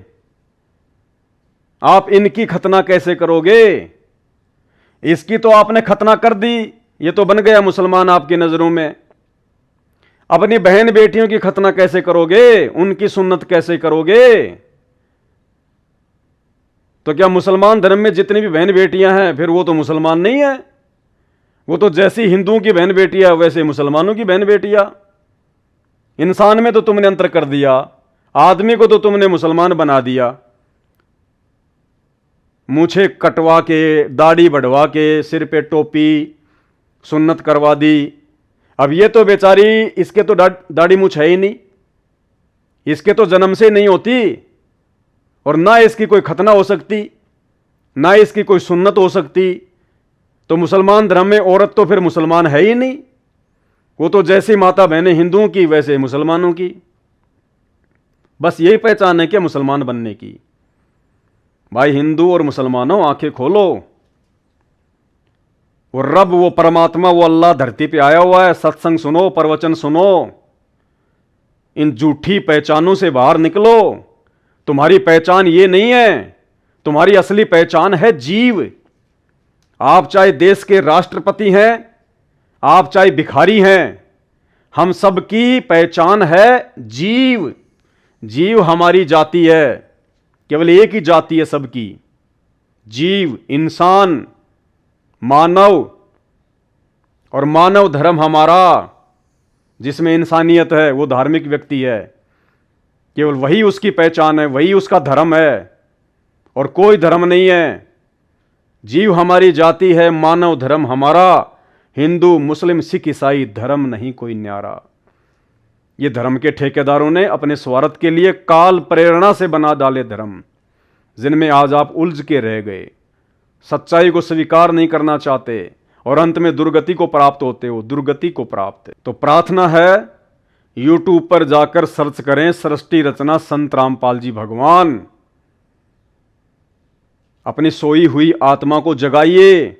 अब आगे आपको एक पोस्टर के माध्यम से समझाने का प्रयास करूंगा। जो चंद लोग हिंदू मुस्लिम शादी को लेकर, इंटरकास्ट मैरिज को लेकर, सोनाक्षी सिन्हा और जहीर इकबाल की शादी को लेकर जो वीडियो बना रहे हैं, उछल रहे हैं कि हिंदू होने के बावजूद सोनाक्षी सिन्हा ने मुसलमान के साथ में शादी कर ली। तो कौन है मुसलमान, कौन है हिंदू? आपने इनका नाम तो सुना ही होगा, औरंगजेब। दिल्ली के बादशाह थे ये औरंगजेब। औरंगजेब ने अपने शासनकाल में बाई फोर्स, जबरदस्ती लाखों हिंदुओं को मुसलमान बनाया, लोगों का जबरन धर्म परिवर्तन करवाया। किसने? औरंगजेब ने लाखों हिंदुओं को मुसलमान बनाया। यानी वर्तमान में फिर उन लाखों मुसलमानों से कई लाखों संतानें पैदा हुई, फिर वो भी मुसलमान बनते चले गए। तो भाई ऐसा भी तो हो सकता है, जिस जहीर इकबाल नाम के मुस्लिम लड़के से हिंदू धर्म को फॉलो करने वाली शत्रुघ्न सिन्हा की बेटी सोनाक्षी सिन्हा की शादी हो रही है, वो भी हो सकता है उसी परंपरा का मुसलमान हो। वो भी हो सकता है इसी परंपरा वाला मुसलमान हो जो हिंदू से मुसलमान बना था। कोई बायोडाटा तो है नहीं कि औरंगजेब ने किन किन को मुसलमान बनाया था। तो हो सकता है वो मुस्लिम लड़का जहीर इकबाल जो सोनाक्षी सिन्हा से शादी कर रहा है, वो भी क्या पता इसी परंपरा से हो, जो नकली मुसलमान औरंगजेब ने बनाए थे, जो पहले हिंदू थे फिर उनको मुसलमान बना दिया। मतलब औरंगजेब ने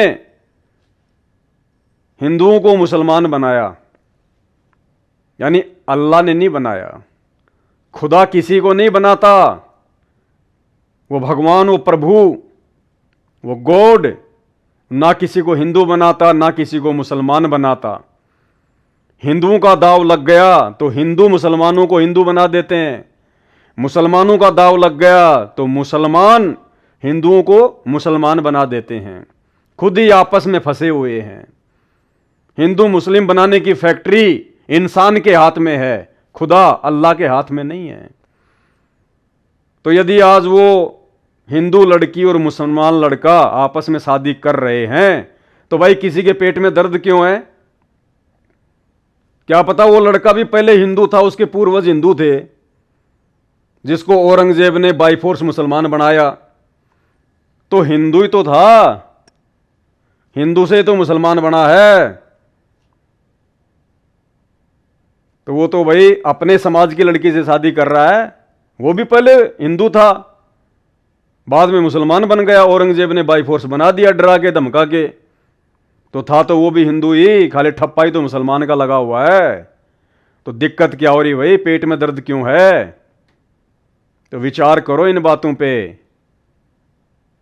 पहले धर्म को जानो, धर्म क्या है, ये धर्म कैसे बने हैं, किसने बनाए हैं? इंसान ने बनाए, इंसान ही मकड़ी के जाल की तरह फंस गया। भाई इन बेड़ियों को तोड़ो, इस मकड़ी के जाल को तोड़ो। और ये धर्म और जातियों की बेड़ियां अब इंसान के बस की बात नहीं वो तोड़ सके। शैतान के द्वारा बांधी गई ये बेड़ियां धर्म और जातियों की, इनको केवल अल्लाह अकबर ही काट सकता है। वो परमपिता परमेश्वर भगवान पूर्ण परमात्मा ही काट सकता है। और काटने के लिए आज स्वयं सतगुरु रामपाल जी के रूप में धरती पे प्रकट है और 2028 के बाद में काट के रहेगा। इस संसार में जितने भी मनमुखी धर्म हैं, हिंदू, मुस्लिम, सिख, ईसाई, जैनी, यहूदी, फारसी, मंगोली, ये सारे के सारे धर्म 2028 के बाद ये आदि सनातन मानव धर्म में तब्दील हो जाएंगे। आदि सनातन मानव धर्म सबसे पहले आदि सनातन धर्म था।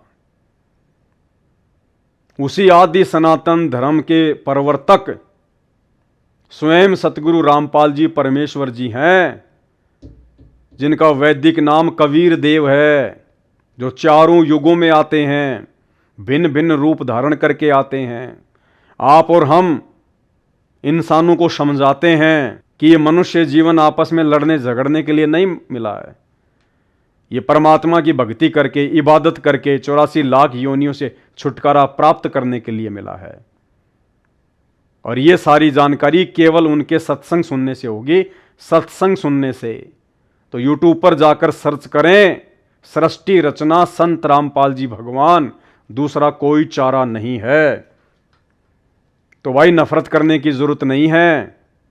अगर वो हिंदू मुस्लिम आपस में शादी कर रहे हैं तो आपने इस बात को समझना होगा, ना वो लड़की हिंदू है और ना वो लड़का मुसलमान है, वो केवल इंसान है, इंसान। तो जो जो भाई बहन वो चाहे हिंदू हैं या मुसलमान हैं, और जब कोई इंटरकास्ट मैरिज होती है हिंदू और मुस्लिम के बीच में, और जो लोग उन बातों को मुद्दा बना के खड़े हो जाते हैं, समाज में नफरत फैलाने का काम करते हैं, धर्म के नाम पर लोगों को बांटना शुरू कर देते हैं, ऐसे लोगों को मैं समझाना चाहूँगा, तो प्रकृति के नियमों के अनुसार इंसान से इंसान की शादी जायज़ है। ये एक इंसान है और ये भी एक इंसान है, ये नर है, ये नारी है। और प्रकृति के नियमों के अनुसार इंसान चाहे मुसलमान हो या हिंदू, स्त्री चाहे मुसलमान हो या हिंदू, पुरुष चाहे अमेरिका का हो, जापान का या हिंदुस्तान का, नारी चाहे पाकिस्तान की हो, ऑस्ट्रेलिया की या अमेरिका की, प्रकृति के अनुसार ये मानव शरीरधारी हैं, ये इंसान योनि में हैं, नर और नारी हैं, पुरुष और मादा है। तो प्रकृति के बनाए नियमों के अनुसार इन दोनों की शादी जायज़ है। प्रकृति कोई धर्म नहीं देखती, प्रकृति कोई मज़हब, कोई जाति, कोई सीमाएं, कोई देश, कोई प्रदेश नहीं देखती है। ये केवल इंसान के बनाए हुए हैं। इंसान ने अपनी सोच और अपनी नादानी से इस प्रकार की बेड़ियां अपने पैरों में डाल रखी हैं। तो प्रकृति के नियम अनुसार ऐसी कोई बाध्यता नहीं है।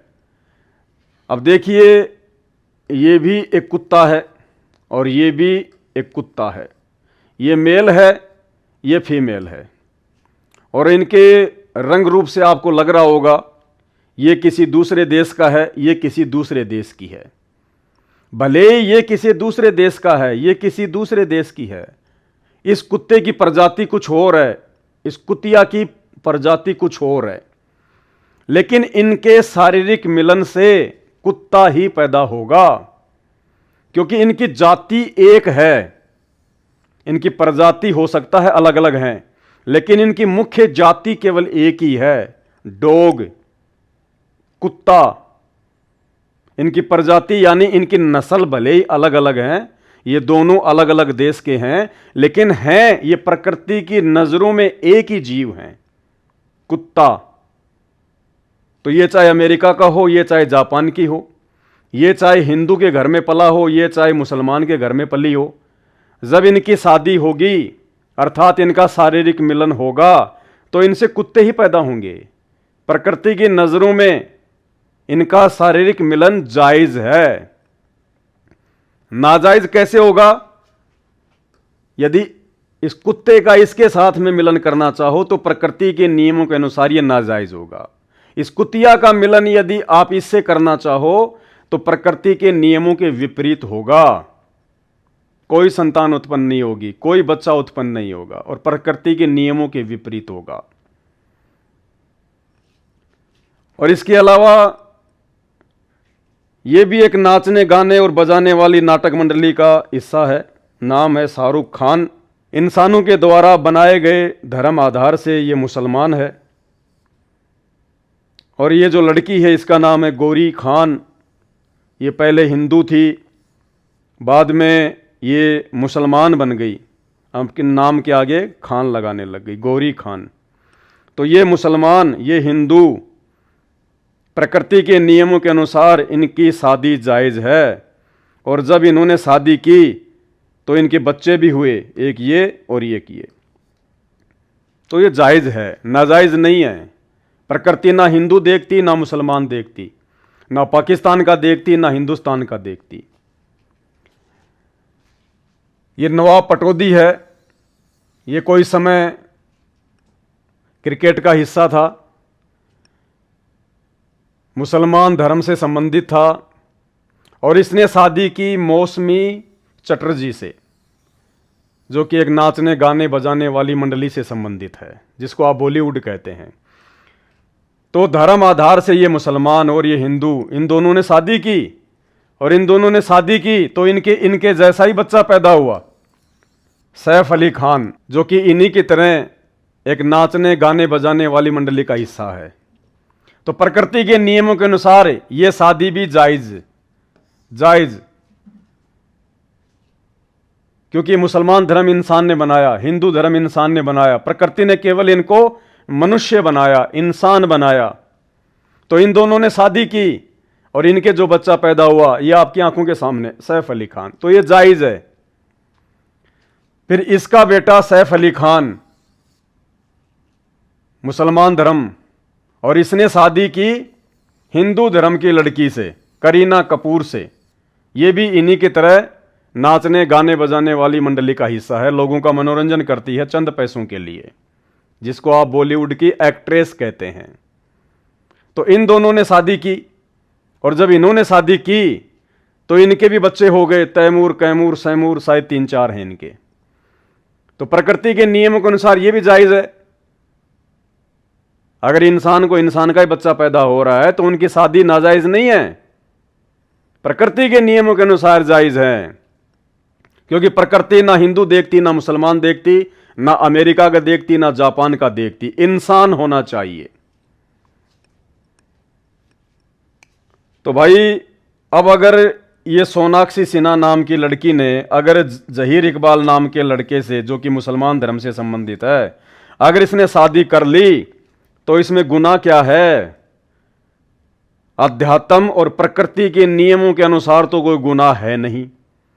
और आप यदि मनमुखी रूप से इस बात को गुनाह समझें तो ये आपका अपना बुद्धि स्तर है, ये अध्यात्म में नहीं चलता, परमात्मा के दरबार में नहीं चलता है ये। और दूसरी बात भाई और बहनों, जो हिंदू भाई बहन शत्रुघ्न सिन्हा की बेटी सोनाक्षी सिन्हा और मुस्लिम धर्म के लड़के जहीर इकबाल की शादी से नाखुश हैं, वो नाखुश केवल इसलिए हैं क्योंकि उनको अध्यात्म ज्ञान नहीं है, उनको धर्म की परिभाषा का ज्ञान नहीं है, उनको अपने शास्त्रों का ज्ञान नहीं है, उनको परमेश्वर के विधान का ज्ञान नहीं है।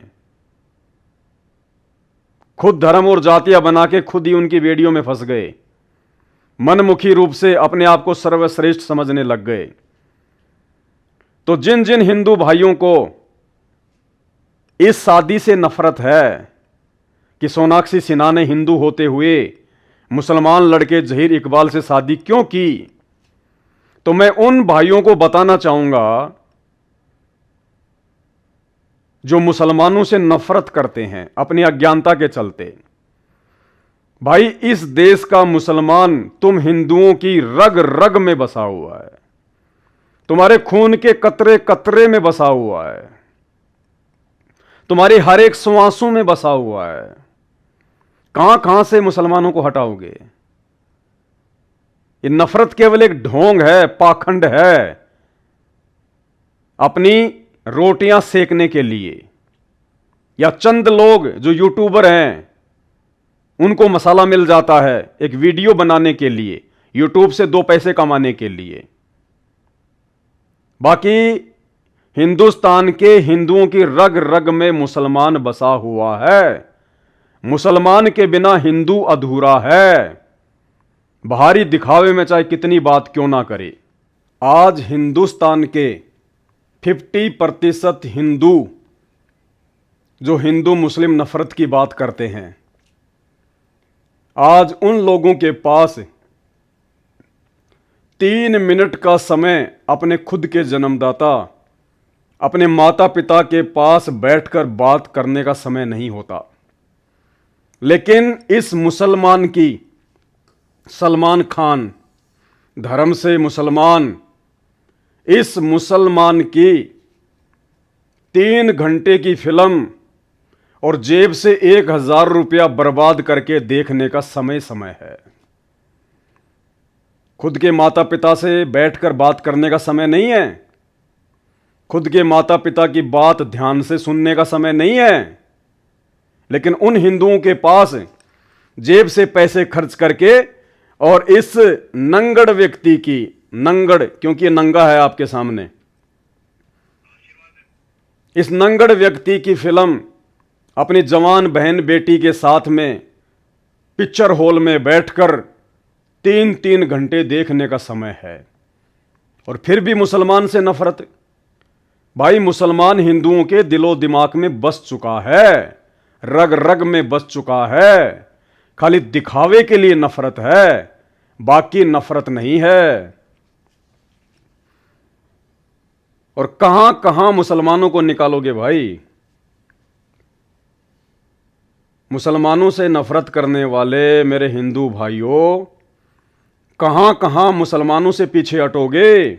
जब तुम बीमार होकर हॉस्पिटल में जाते हो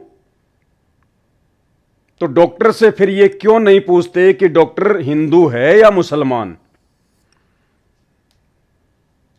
डॉक्टर से भी पूछा करो कि डॉक्टर साहब आप हिंदू हो या मुसलमान, क्योंकि मैं तो मुसलमानों से नफरत करता हूं, मैं तो मेरा ऑपरेशन मुसलमान से कराऊंगा ही नहीं, मुसलमान डॉक्टर की मुझे आवश्यकता है ही नहीं। लेकिन उस समय तो बात तुम्हारी जान के ऊपर आती है, तुम्हें अपनी जान बचानी है ना, तो तुम नहीं देखते कि डॉक्टर हिंदू है या मुसलमान है, झट से ट्रीटमेंट शुरू करवा देते हो।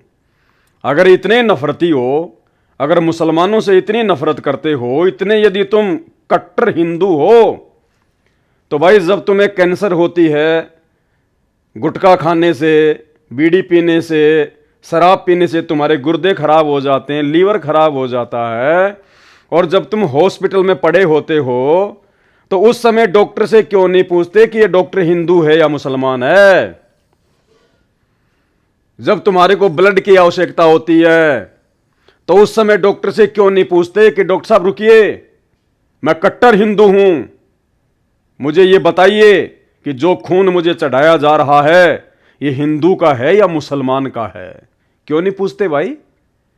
तुम तो कट्टर हिंदू हो ना, मुसलमानों से नफरत करते हो ना, तो ब्लड डोनेशन तो मुसलमान भी करते हैं इस देश में, तो उस समय आप क्यों नहीं पूछते? क्योंकि उस समय तो आपके प्राणों के ऊपर बात आ रही होती है, आपको अपनी जान बचानी होती है, उस समय आप नहीं पूछोगे। लेकिन समाज में नफरत फैलाने के लिए सोशल मीडिया पर कुछ भी बकोगे। जिस ट्रेन में आप यात्रा करते हो उस ट्रेन की टिकट बुक करवाने से पहले यह क्यों नहीं पूछते विंडो पर कि ट्रेन का ड्राइवर हिंदू है या मुसलमान है? क्यों नहीं पूछते भाई? आप तो कट्टर हिंदू है ना, आप तो मुसलमानों से नफरत करते हैं, तो ट्रेन की टिकट लेने से पहले क्यों नहीं पूछते कि मुझे जिस ट्रेन की टिकट दी जा रही है उसका ड्राइवर हिंदू है या मुसलमान है? लेकिन नहीं पूछते आप। बाजार से सब्जी खरीदने जाते हैं, कितने हिंदू भाई बहन हैं जो सामने वाले का धर्म पूछकर सब्जी खरीदते हैं? याद भी नहीं आता होगा तुम्हें कि जिस व्यक्ति से मैं सब्जी खरीद रहा हूं वो हिंदू है या मुसलमान है। तो कहां कहां मुसलमानों से पीछे हटोगे? अपनी जिंदगी से मुसलमानों को कहां कहां निकालोगे? मुसलमान तो रग रग में बसा हुआ है भाई। मुसलमानों के बिना जीवन अधूरा है। जब तुम्हें सिलेंडर की आवश्यकता पड़ती है, अचानक से रसोई में सिलेंडर खत्म हो जाता है, फोन करते हो हमें तुरंत सिलेंडर चाहिए, इसी समय चाहिए, चाहे 50 रुपए फालतू लगे। और जब सिलेंडर की डिलीवरी करने जो डिलीवरी बॉय आता है तो क्यों नहीं पूछते कि भाई तू हिंदू है या मुसलमान है?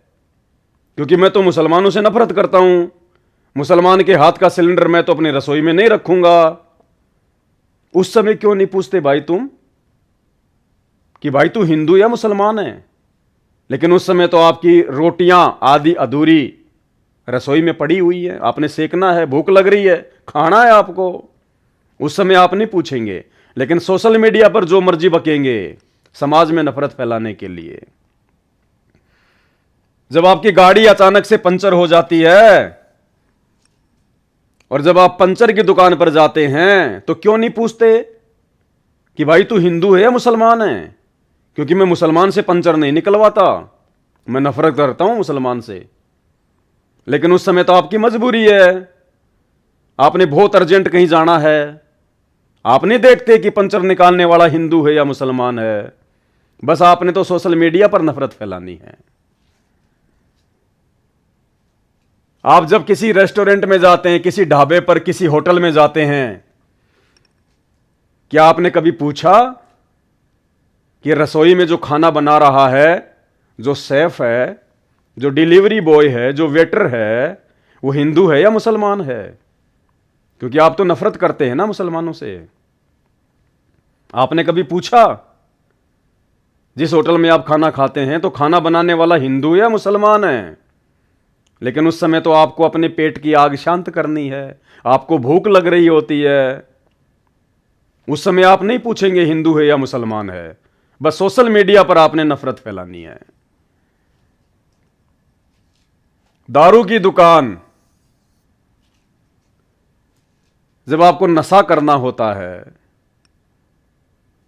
जब आपको गंदगी पीनी होती है, और जब आप दारू के ठेके पर जाते हैं, वाइन शॉप पर जाते हैं, क्या आपने कभी पूछा कि ये सेल्समैन हिंदू है या मुसलमान है? आप तो कट्टर सनातनी हैं, कट्टर हिंदू हैं। आप तो मुसलमान के हाथ से कोई चीज लेते ही नहीं है, आप तो नफरत करते हैं। फिर आप शराब के ठेके पर क्यों नहीं पूछते बोतल खरीदने से पहले कि भाई तू हिंदू है या मुसलमान है? क्योंकि उस समय तो आपने अपनी आग शांत करनी है, आप तो नशे के गुलाम हैं। उस समय आप नहीं पूछेंगे, बस सोशल मीडिया पर नफरत फैलानी है। और मीट की दुकान, ये तो बताने की जरूरत नहीं है, अधिकतर मुसलमान भाई बेचते हैं। लेकिन वहां भी लाइन लगा के खड़े हो जाएंगे आप, ये जानते पहचानते कि सामने वाला मुसलमान है, क्योंकि आपको पेट भरना है, गंद खानी है, वो कबाड़ खाना है, आपको अपने कर्म फोड़ने हैं। वहां आप नहीं पूछेंगे कि ये मीट बेचने वाला हिंदू है या मुसलमान है, जबकि वो टोपी पहने होता है, मूंछ कटा के रखता है, दाढ़ी बढ़ा के रखता है, घुटने तक का पायजामा रखता है, सफेद कुर्ता पजामा पहने होता है, और दुकान के ऊपर नाम भी लिखा होता है, अरशद भाई मीट हाउस। लेकिन आप चुपचाप अपना मीट लेकर, वो गंद, वो कबाड़, वो गंदगी लेकर अपने घर चल पड़ते हैं। वहां आप नहीं पूछेंगे, क्योंकि आपको तो केवल सोशल मीडिया पर नफरत फैलानी है। तो भाई और बहनों, कहां तक मुसलमानों को अपनी जिंदगी से निकालोगे? कब तक ये हिंदू मुस्लिम नफरत वाला खेल खेलोगे? क्यों पाखंड फैला रहे हो? क्यों अपनी रोटियां सेकने के लिए लोगों में नफरत पैदा कर रहे हो भाई? पहचानो, पहचानो, पहले खुद को पहचानो। और खुद की पहचान भी आप नहीं कर पाओगे अपने आप से। खुद की पहचान को कहते हैं आत्मज्ञान। और आत्मज्ञान के बिना यह प्राणी भटक रहा है, दर दर धक्के खा रहा है, धर्म और जातियों की बेड़ियों में फंसा हुआ है, उलझा हुआ है। ये आत्मज्ञान भी आपको पूरे विश्व में केवल संत रामपाल जी के शरण में जाने से ही प्राप्त होगा। आत्मज्ञान का मतलब स्वयं के विषय में ज्ञान। मैं कौन हूं,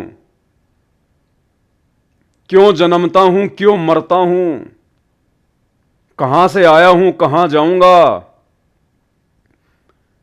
जो क्रिया जन्म लेकर मैं कर रहा हूं वो क्रिया तो गधा भी करता है, कुत्ता भी करता है। फिर मेरे में और जानवर में भला क्या अंतर हुआ? फिर मेरे को उस परमात्मा ने, उस अल्लाह ने ये विशेष बुद्धि, विशेष दिमाग क्यों दिया? मुझे ऐसे हाथ पैर क्यों दिए जिससे मैं काम कर सकता हूं? मुझे ऐसी बुद्धि, ऐसी सोच क्यों दी जो मैं अन्य से ज्यादा सोच सकता हूं, चिंतन विचार विमर्श कर सकता हूं, मंथन कर सकता हूं। यह होता है आत्मज्ञान। मेरे दादा मर गए, मेरे परदादा मर गए, ऐसे ही मैं मर जाऊंगा, क्यों मेरा जन्म हुआ, क्या मकसद है? यह है आत्मज्ञान। और यह आत्मज्ञान तत्वदर्शी संत की शरण में आए बिना, उनके सत्संगों को सुने बिना आप लाख जन्म भी प्राप्त नहीं कर सकते। उसके बाद शुरू होता है परमात्म ज्ञान। जब स्वयं के विषय में आत्मज्ञान हो जाए फिर आवश्यकता पड़ती है परमात्म ज्ञान की, कि फिर इसका समाधान क्या है, जन्म और मरण से छुटकारा प्राप्त करने का उपाय क्या है, छुटकारा प्राप्त करके मैं जाऊंगा कहां, कैसे मेरी मुक्ति होगी।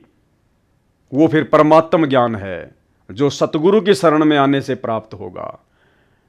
और वो आत्मज्ञानी, वो परमात्म ज्ञानी, वो ब्रह्म ज्ञानी, वो महाज्ञानी आज इस पूरे ब्रह्मांड में केवल एकमात्र परमेश्वर सतगुरु रामपाल जी है, केवल परमेश्वर सतगुरु रामपाल जी। अभी मौका है भाइयों और बहनों कि आप लोगों के समकालीन वो परमात्मा धरती पर प्रकट है। आज आप चाहे हिंदू हैं, चाहे मुसलमान हैं, किसी भी धर्म और जाति से हैं, कोई फर्क नहीं पड़ता। बस इतना है, आप इंसान हैं, आप एक मनुष्य हैं, एक जीव है, और आपका जन्म केवल परमात्मा की भक्ति के लिए हुआ है। और परमात्मा की भक्ति और परमात्मा की प्राप्ति केवल सतगुरु रामपाल जी के सत्संग सुनने से ही प्राप्त हो सकती है, उनकी शरण में आने से ही प्राप्त हो सकती है। दूसरा धरती पर कोई रास्ता नहीं है। कहीं भी भटक लेना, कितने ही अपने आप में चतुर बन के घूमते रहना, अंत में दुर्गति, दुर्गति, जीते जी यहां दुर्गति, और मरने के बाद 84 लाख योनियों में दुर्गति। तो भाई किस बात की नफरत फिर मुसलमानों से, और मुसलमानों की किस बात की नफरत हिंदुओं से? ये तो केवल आप लोगों की अपनी अज्ञानता है, आध्यात्मिक अज्ञानता। अरे एक शत्रुघ्न सिन्हा की बेटी सोनाक्षी सिन्हा ने यदि मुस्लिम धर्म के लड़के इकबाल जहीर से शादी कर ली तो आप लोगों को आपत्ति किस बात की, दर्द किस बात का? दर्द किस बात का? यदि उस लड़की ने, जो हिंदू धर्म से संबंधित है, यदि एक मुस्लिम धर्म के लड़के को अपना पति बना लिया तो इसमें आपत्ति किस बात की? इस देश में कितने मुस्लिम हैं जो राष्ट्रपति रह चुके हैं, कितने मुस्लिम हैं जो उपराष्ट्रपति रह चुके हैं? ये देखिएगा, ये जानते होंगे आप इन सबको। ये वो महापुरुष हैं जो मुस्लिम धर्म से संबंधित थे और इस देश के राष्ट्रपति और उपराष्ट्रपति पद पर रह चुके हैं। यानी ये पूरे देश के पति बन चुके हैं। राष्ट्रपति, राष्ट्र यानी देश, और पति यानी स्वामी, मालिक। ये मुसलमान पूरे हिंदुस्तान के पति रह चुके हैं। और आज यदि सोनाक्षी सिन्हा ने एक मुसलमान को अपना पति बना लिया, उसमें आपको दिक्कत हो गई। ये तो पूरे देश के पति रह चुके हैं। तो भाई अपने जिंदगी से मुसलमानों को कहां कहां निकालोगे। ये नफरत की आग फैलाना छोड़ो। परमात्मा धरती पे आया हुआ है परम पूज्य सतगुरु रामपाल जी के रूप में।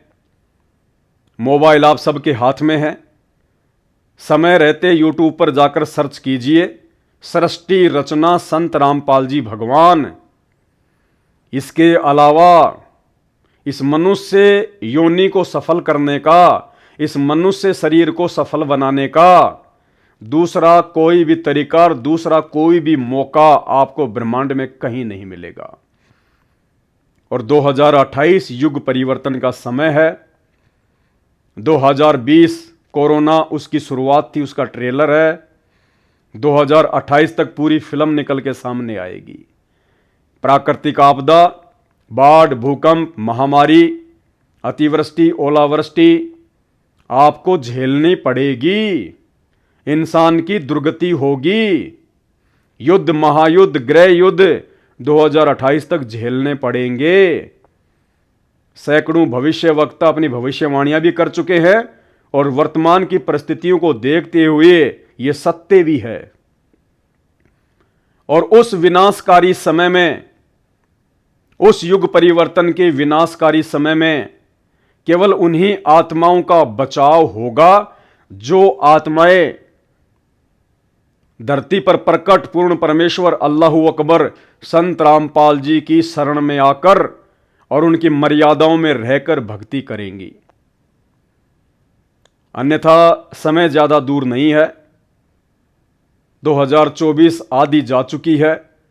2028 लास्ट युग परिवर्तन का समय है। और जब जब धरती पर युग परिवर्तन हुआ है, महाविनाश हुआ है। जब हम सतयुग से त्रेता युग में आए तो रामायण हुई, राम रावण युद्ध हुआ, करोड़ों लोग बेमौत मारे गए। वो कोई धर्म युद्ध नहीं था, कोई सीमाओं का युद्ध नहीं था। केवल श्री रामचंद्र जी की औरत को रावण उठा ले गया था, सिर्फ अपनी पत्नी को छुड़वाने के लिए करोड़ों लोगों की हत्या। क्योंकि युग परिवर्तन था। इस शैतान को, इस काल को केवल बहाना चाहिए और बहाना बना दिया सीता को। उसके बाद द्वापर युग में महाभारत का युद्ध हुआ। युग परिवर्तन का समय था और महाभारत का युद्ध कोई धर्म युद्ध नहीं था, कोई सीमाओं का युद्ध नहीं था, आपस का भाई बंटवारा कौरव और पांडवों के बीच में। और इस शैतान ने, इस काल ने उन दो परिवारों को निमित्त बनाकर करोड़ों लोगों को मौत के घाट उतार दिया। इसको केवल बहाना चाहिए था और बहाना बना दिया कौरव पांडवों का आपसी राज्य बंटवारा। अब भाई और बहनों, हम इस कलयुग से 1000 वर्ष के लिए सतयुग में जाने वाले हैं। मिनी सतयुग में महाविनाश होगा और 2028 उसकी डेट है।